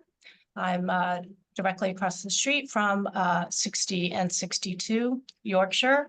I consider myself, well, I've lived in that address for over 20 years. I know the neighborhood well, and I consider myself very friendly with both neighbors, so this is nothing personal. I just wanted to say that the Buds did reach out to my husband and myself shortly after the incident. They were extremely distraught and physically, Elizabeth was, physically injured, and I urged them to go to seek help at Newton Wellesley Hospital. I just wanted to make a couple of points. Number one is I have actually had the dog come unleashed onto my property before. So it hasn't happened since the event, but it does happen. And I understand that occasionally dogs do get loose and that can happen. But it has been observed. I was in the house at the time. I don't have a dog, so the dog was not running after a dog or running after a person. It might have just gotten loose, but it has happened on occasion where the dog has come across unleashed onto another property. And I just want to reinforce the fact that, we have many children in the neighborhood who are out walking their dogs. And I know I personally do not want to have this dog euthanized, but I know when you look at the remedies that have been suggested, we want to really come as close to zero as possible of the risk of injuring another child, human, pet, whatever. And I agree with Mr. Budd that all of the remedies involve potential human error. And that's what happened in this case. And it's no one's intent. It was not anyone's fault. It's just human error can happen. And I think I can speak for myself that I would feel safer. You know, I don't know whether Mr. Lee's intent, I'd like to know, is his intent now to keep the dog at 62 Yorkshire or to rehome it when it becomes feasible? Thank you, Ms. Mock. Mr. Lee, you don't need to respond unless you want to. Is there any other members of the public? Catherine Jackson has her hand raised. Hi, my name's Catherine. I live at 12 Sterling Drive, which is a little higher up in the neighborhood. I'm not sure if I'm allowed to ask questions of the parties, but I guess I can just frame it as concerns. I own multiple dogs. I've grown up with dogs my entire life. And I'm concerned about the understanding of the pinch collar function, because with the double collar, with it being linked that way, you're actually eliminating any effect of the pinch collar itself. And that just kind of, I'm a little concerned about the understanding of the dog collar. My other concern is that there are small children in the house and children open doors. And that again is just human error and unavoidable. And then I was just wondering who else walks Luna, if anybody else walks Luna aside from her owners. And then I was also wondering and concerned if the dog, since I guess it's been almost a month, if the dog has been seen by a personal trainer in that time or a professional trainer. Because to me, that would, you know, be something that I would want to have had happened by now. And then just going forward for the town, I'm wondering if we can ask for some kind of dog personality evaluation by a professional. I believe other towns have done something like that in these kind of instances. Thank you, Madam Chair. Do you want to follow up on any of those questions with Mr. Lee?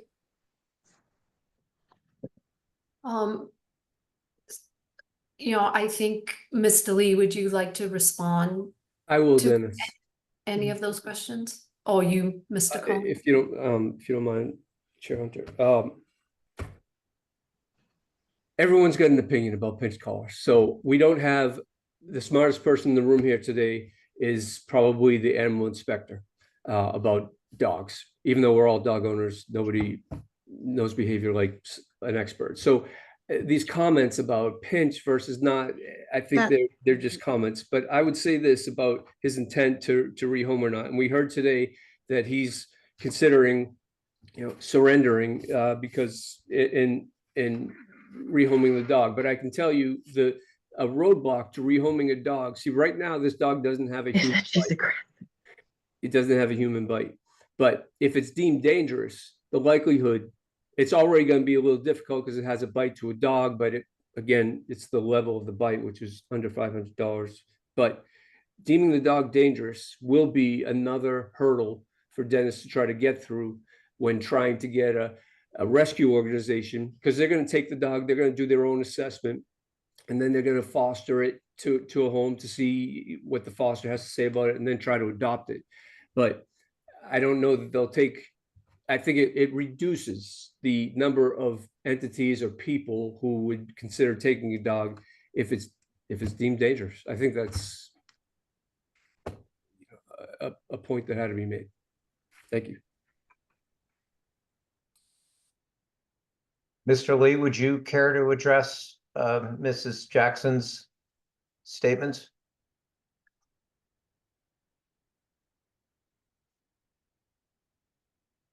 I don't recall every question that she had in I don't know that it looks like there's a lot of participants here if I should be answering everybody's questions, but well, there's only one person with her hand up and it's Mrs. Jackson. So would you like her to repeat some of her concerns?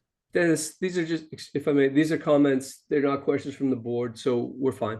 Right. I don't think you need to respond. They're good comments, but I don't think it's meant for you to respond. Mr. Lee, have you had a trainer come in and assess Luna since the incident? no, not yet. Okay. Do you have a trainer identified that, I Good. do. I beg your pardon? I do. I do. And yeah. Robin, I don't know, is if Mrs. Jackson still has additional questions or comments, your hand is still up, so that's why. Right, do you or did you not, Mrs. Jackson? Is your hand still up? Do you have some additional questions or? Yeah, I just wanted to clarify about the pinch collar. I'm not against pinch collars. I've used them on my own dogs for training. What I was saying was that the double collar method that was shown in the image, it takes away the ability for the pinch collar to pull in the way that it's designed to provide that feedback to the dog, in my experience. Oh, we you. appreciate your comments. Are there any more public comment? Looks like Fabio Selvig. Hello, yes, I'm a neighbor. I live in the Glen Ridge neighborhood. I am a dog owner. I feel the pain on both sides of this. And I did want to comment on a couple of things. I have never seen Luna walked. I have never seen the owners walk Luna. I've never seen the dog socialize with another dog. And every time I've walked by and seen that dog tethered outside, it has been alone and it has reared up and growled at my dogs as we walk by. So I do think it's unfortunate that this happened, but I think the animal needs perhaps to be evaluated. Never been aggressive because it's always been tethered, but I would not say it is a dog I would want to live next to.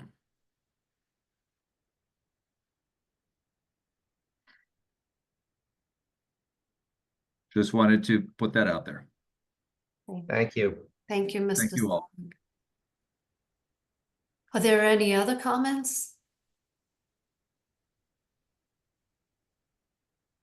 If none, then I can provide the board with some of the relevant legal definitions and options for you all, and then you and Mr. Havlin can close the hearing and deliberate. Does that sound good? Right. So the hearing gets closed and we deliberate. So the meaning of closing it is that no one else can comment. Is that correct? Correct. There's no additional factual testimony provided. So I Okay. can provide you legal assistance or ask legal questions, but if you have Okay. any more factual questions about the dog, the incident, or the dog's history, you should ask them now. Once the hearing is closed, there are no more comments by the public or by witnesses. Okay, thank you. Robin, would it make sense to ask if the Buds and Lees would like to have any final comments? Like a closing statement? Something like that. I just thought we If- ought to give them, after all this testimony, a chance to weigh in. Certainly, I was actually gonna ask. So again, Mr. and Mrs. Budd, if you could keep this short, I'd greatly appreciate it. But if you would like to make some closing statements, we would like to hear those. We don't have anything to add. We try to be thorough and honest with the group. I don't know why I've been misquoted, but just to restate for the third time, we're not asking for the dog to be euthanized. We're asking for the dog to be relocated to a more appropriate location. Thank you. Mr. Cohen or Mr. Budd? I just, if I can share for a moment, because Attorney Pickering Cook did have a question about this as part of the closing, I guess.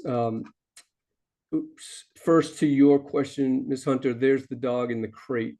If somebody were to come over, so that's one in the crate, and the other one was there was a question about this. Let's see. So, you know, Mr. Cohen, I've noticed that in many of these photographs, the dog is wearing the choke collar, even in the house. Is that a recent picture?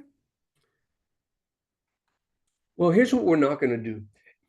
Every time we offer up a piece of that's sitting information or some pretty? evidence, yes, that's sitting pretty.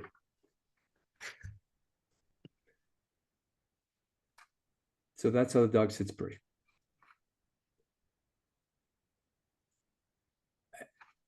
He's a dog. He's a dog owner. He made a mistake. Fortunately, nothing terrible happened. And with these new measures, including the muzzle, which was ordered and considered to be from the person most knowledgeable in this room right now about dogs to be effective, I think now the next step is Mr. Lee's. Can he comply or not? And again, people in the neighborhood are going to be deputized now. We already know we got Fabio, we got Christine, everybody's looking. So he is going to be under a microscope. And this, I think the decision then to what's going to happen to Luna really becomes Mr. Lee's. But thank you. Thank you for putting in the 2 hours of fact finding and of listening.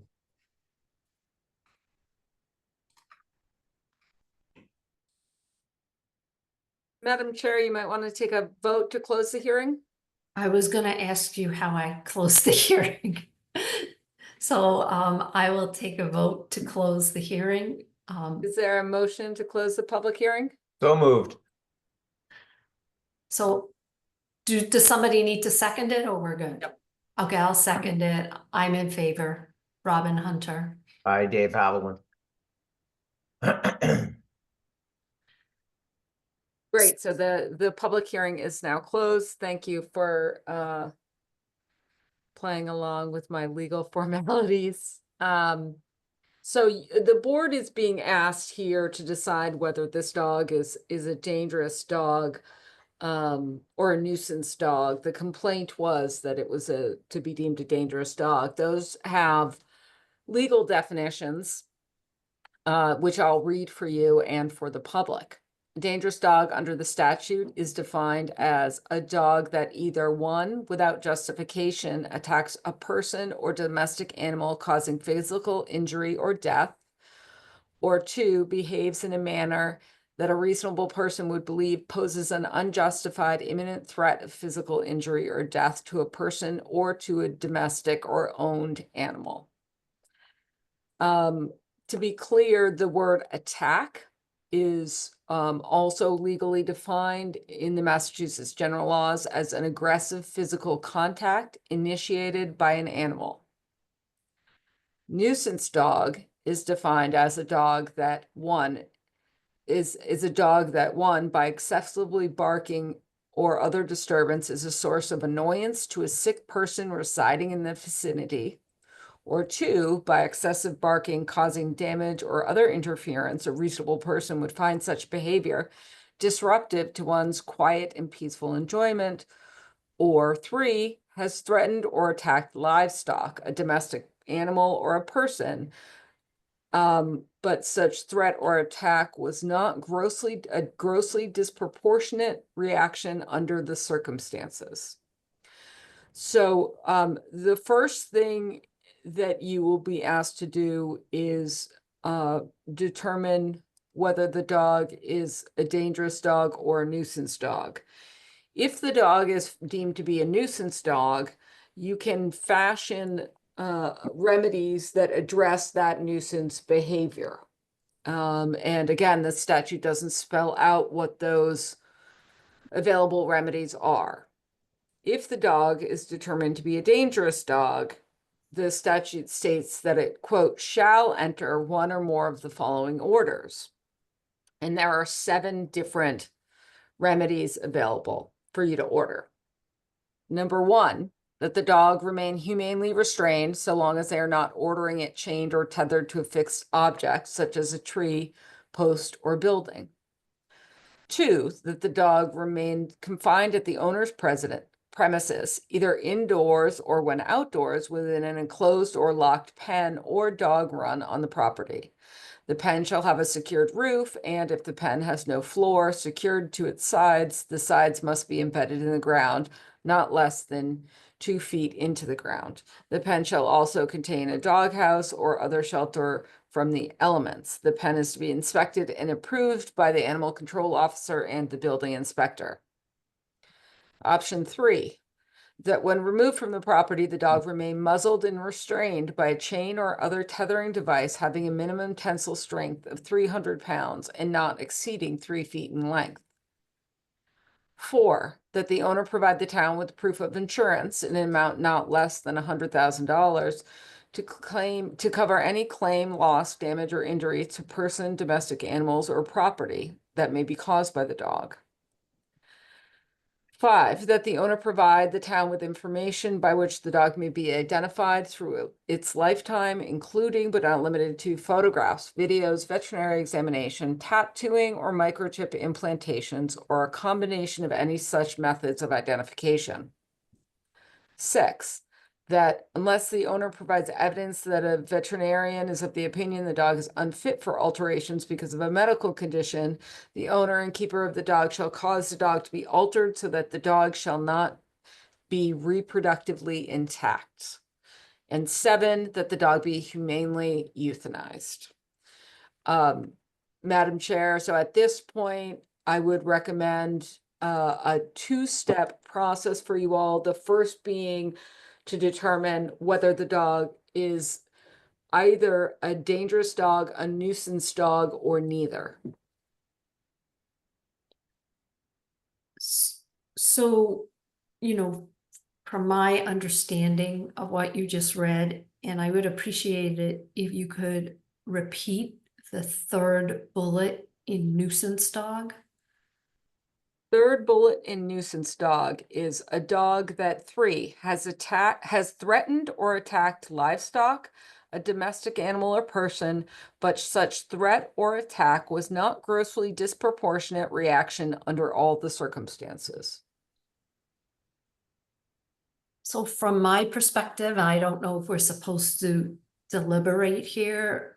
I believe the incident fits under the definition of a dangerous dog. And because a nuisance dog to me is more about barking, noise, or an incident that is less than the incident that occurred here. That's from my perspective. I have reached a similar conclusion to Robin, that the incident did occur. No one intended it to, but that's not the issue. It did occur, and the dog exhibited behavior that, if repeated, could end up in a tragedy. So what do we do, Nina? At this point, do we vote on what it, you're on mute, sorry. Do we Yes, you make a motion. You make a motion, you take a vote, and then we'll move to step 2. Okay, so then I am going to make a motion that this hearing, that this hearing will be The board, conducted. make a motion that the board finds the dog to be a dangerous dog dangerous under dog. the statutory definition. There we go. second? All in favor? I, Robin Hunter. Hi, David Haviland. Where you deemed the dog to be a dangerous dog, you have 7 statutory options in front of you as remedies, which I've read out. You should now deliberate what you believe to be the appropriate remedies. You can certainly keep in mind what has been suggested by both parties and what has been suggested by Officer Cronin.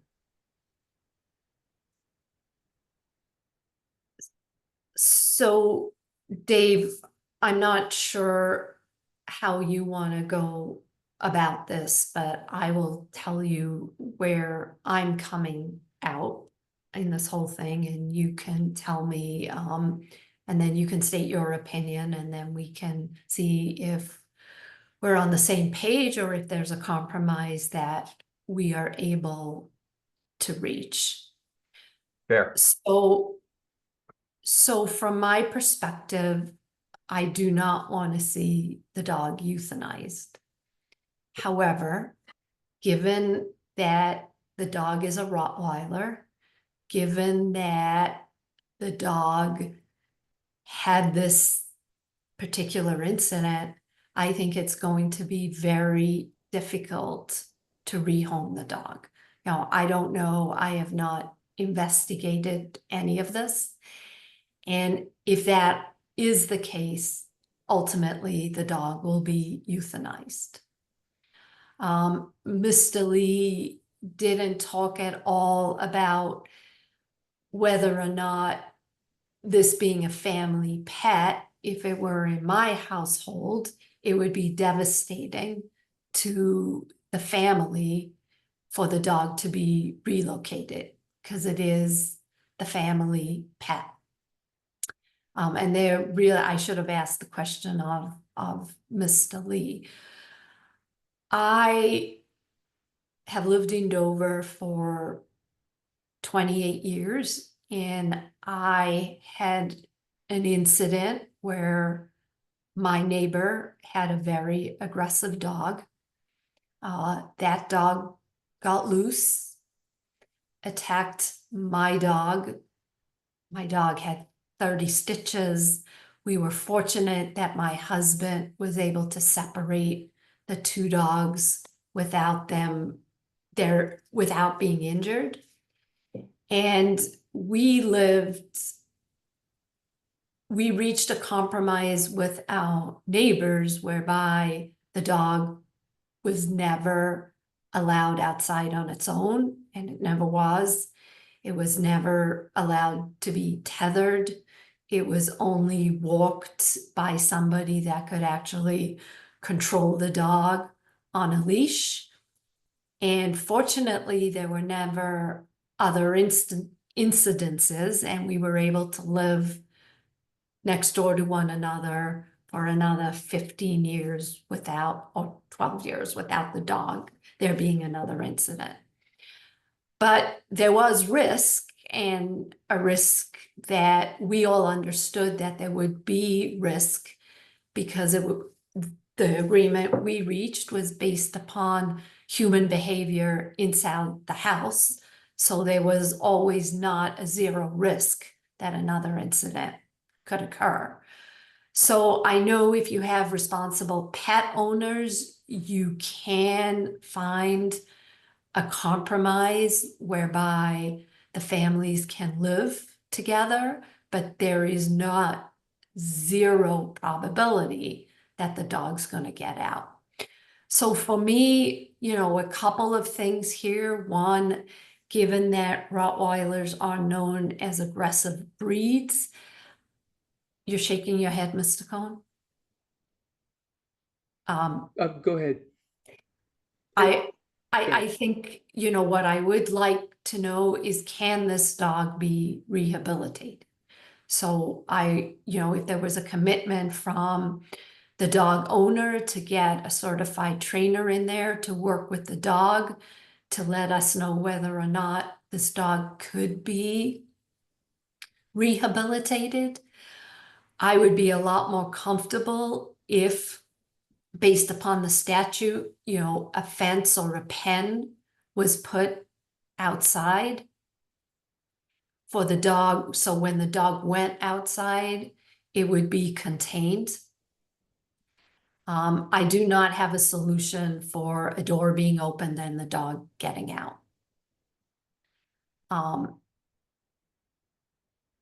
So I am really torn here because I am a dog owner. I love dogs. I know what it's like for a family to have a pet. At the same time, they're short of the dog being relocated. There is no way to ensure that the dog won't escape. And So that's where I stand. I've come to a similar conclusion where, for one offense, I can't euthanize a dog. I just can't bring myself to it. But I don't want there to be a second offense. Right. And there's, So, because if it becomes a problem, then, well, it's a problem. But the incident has occurred. And when looking at the remedies in front of us for a dangerous dog, we just eliminated number 7. The dog was already spayed, so number 6 is moot. But I would also like to talk about if the dog is going to stay at 62 Yorkshire, putting in some kind of protective measure. And I note that Officer Cronin sent us a right, I don't know what this is called in the chat bar. right, Some people of young children have put an electric fence inside their house to stop the dogs from escaping. And if that is something that Mr. Lee would be willing to do, that would alleviate a lot of my concern because, again, with young children, they're going to be young children. They're going to open that door, and if there's a squirrel outside, Luna's going to be a dog and go. But now it's loose. So what I'm looking for are ways to supplement what Mr. Lee is already offered to do, and giving full credit to Mr. Lee's offers. But there's also a pen. If in this, right in the first statute, it says, no order shall provide that a dog deemed dangerous be chained, tethered, or otherwise tied to an inanimate object. So its current state of being tethered to an inanimate object clearly is frowned upon for a remedial action. But what about a pen? What about a fence? Is there something physical? Whereas if the children are going outside, and as I look at the remedies, I see number 1, that the dog be humanely restrained, like we're talking about. right. And then confined outdoors in some kind of pen as per the statute, number 2. I'm also in agreement that it be muzzled, so that we would reinforce Officer Cronin's order to make sure that it is indeed enforceable, or whatever the right word is. I think liability insurance is a no-brainer, providing a certificate of insurance.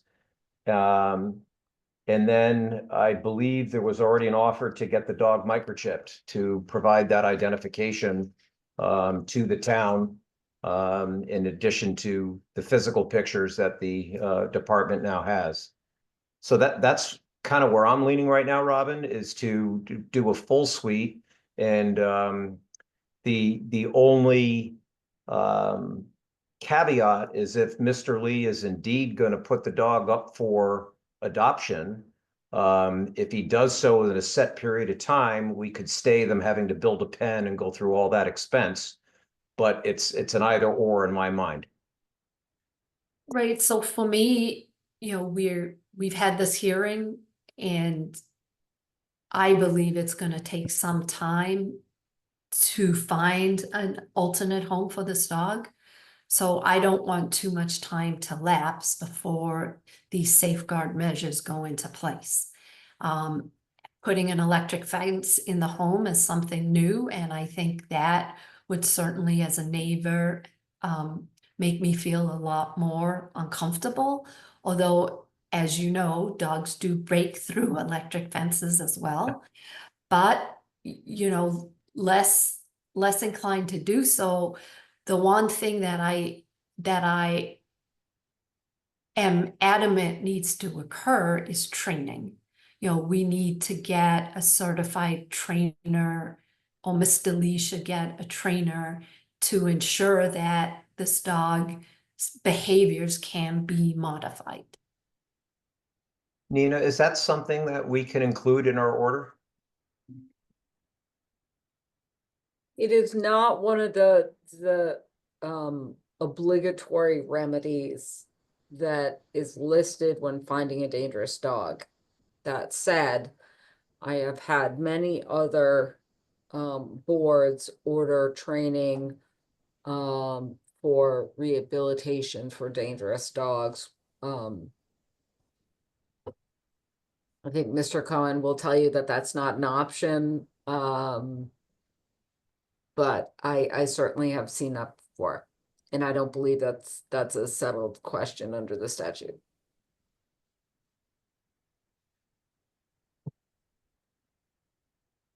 But in this hearing, can we reach an agreement with the dog owner that may be more than what the statute requires, or is that not an option? You can. I do hesitate you approaching these types of hearings as a negotiation. This is the board making a finding based on the testimony you heard and you issuing an order. So what comes out of this vote is a lawful order, which Mr. Lee needs to abide by and is enforceable by law. So I think you should just state the remedies you all are looking for. Those would then get memorialized in a written order, likely from the Board of Selectmen's office, and sent to Mr. Lee. Okay. Should we include in whatever we move that the licensure and all necessary shots be kept current? Or is that also? That's outside of the statute. Right. Well, you can certainly put that in the order. It's required nonetheless. Right. Oh, good point. Looks like Mr. Lee has his hands raised.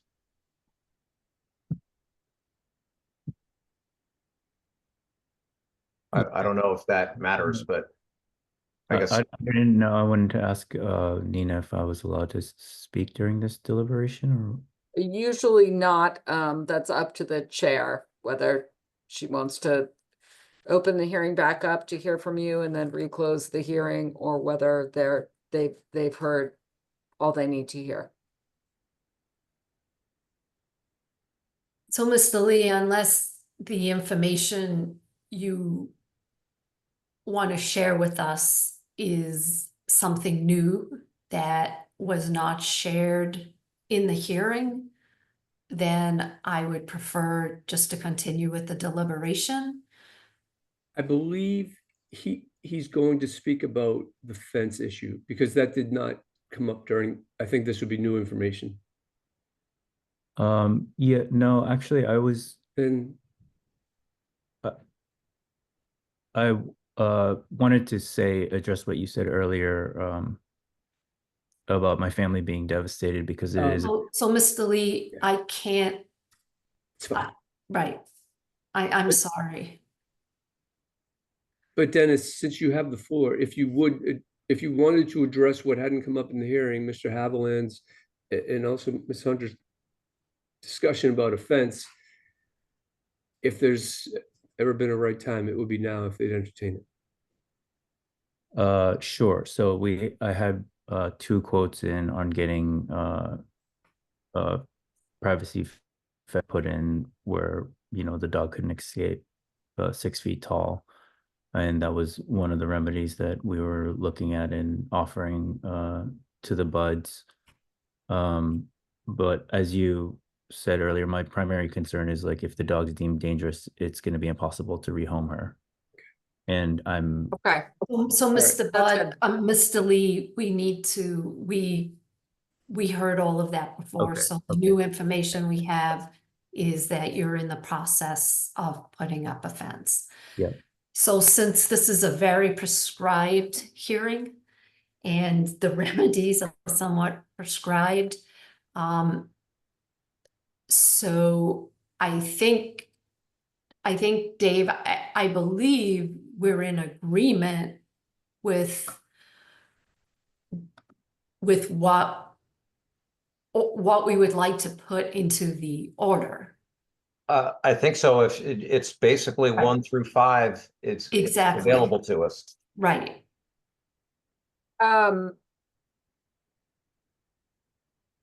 1 through 5, and then in training and licensure and all other state requirements.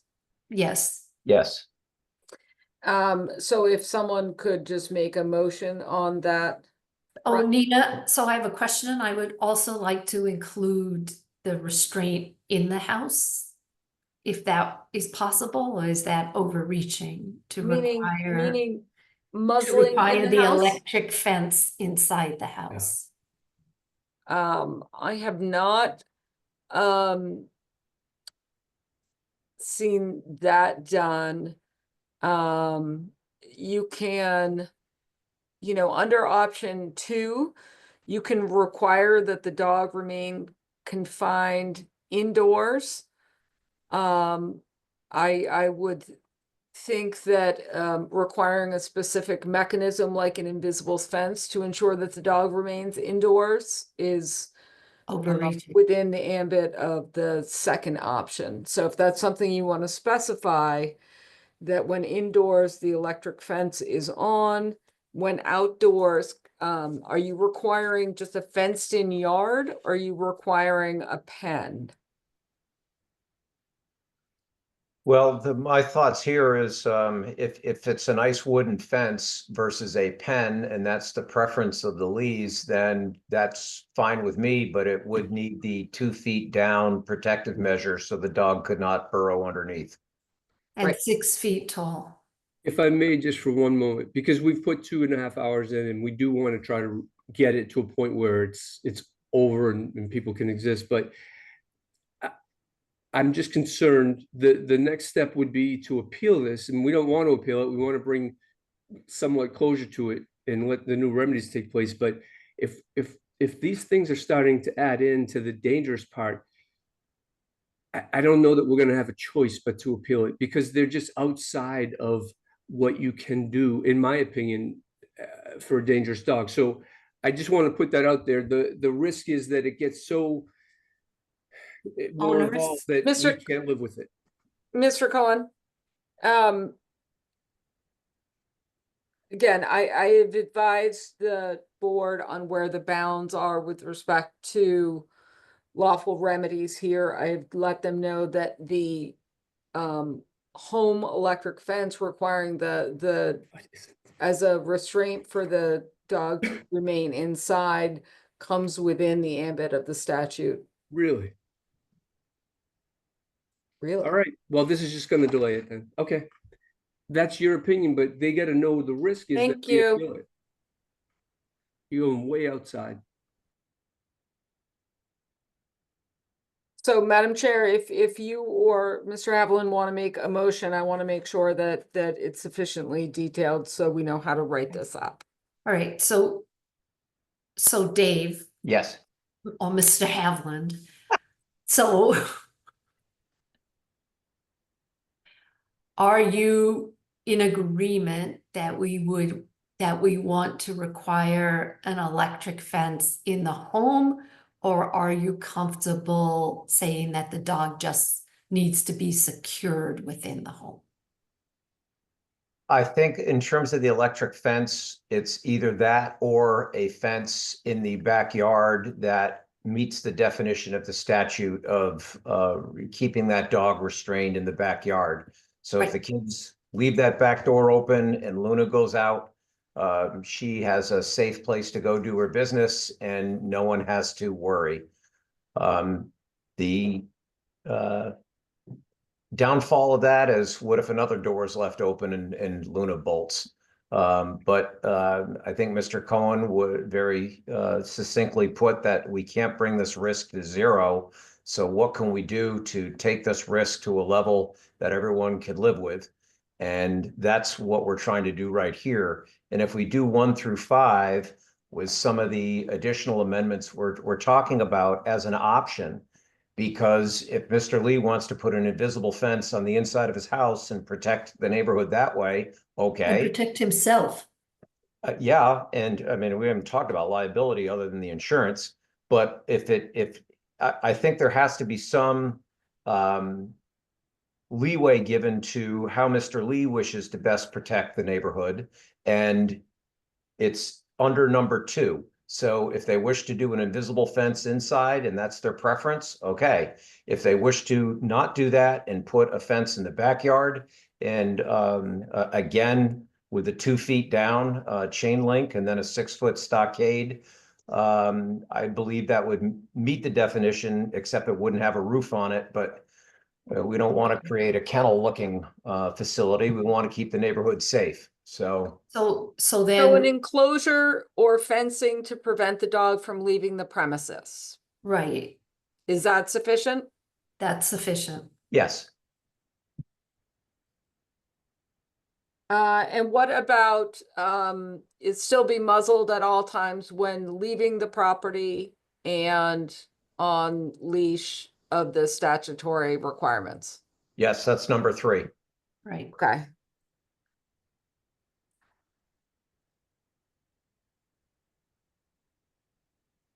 Number 4 is the insurance.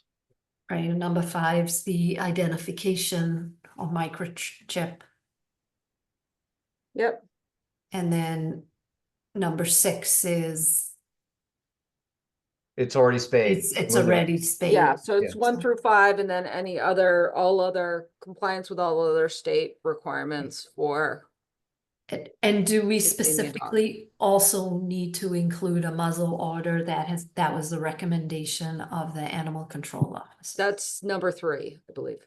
It's in there. Okay, it is, remain muzzled. All right. So wanna I read it? believe you have someone want to make a motion to that effect. Okay. All right.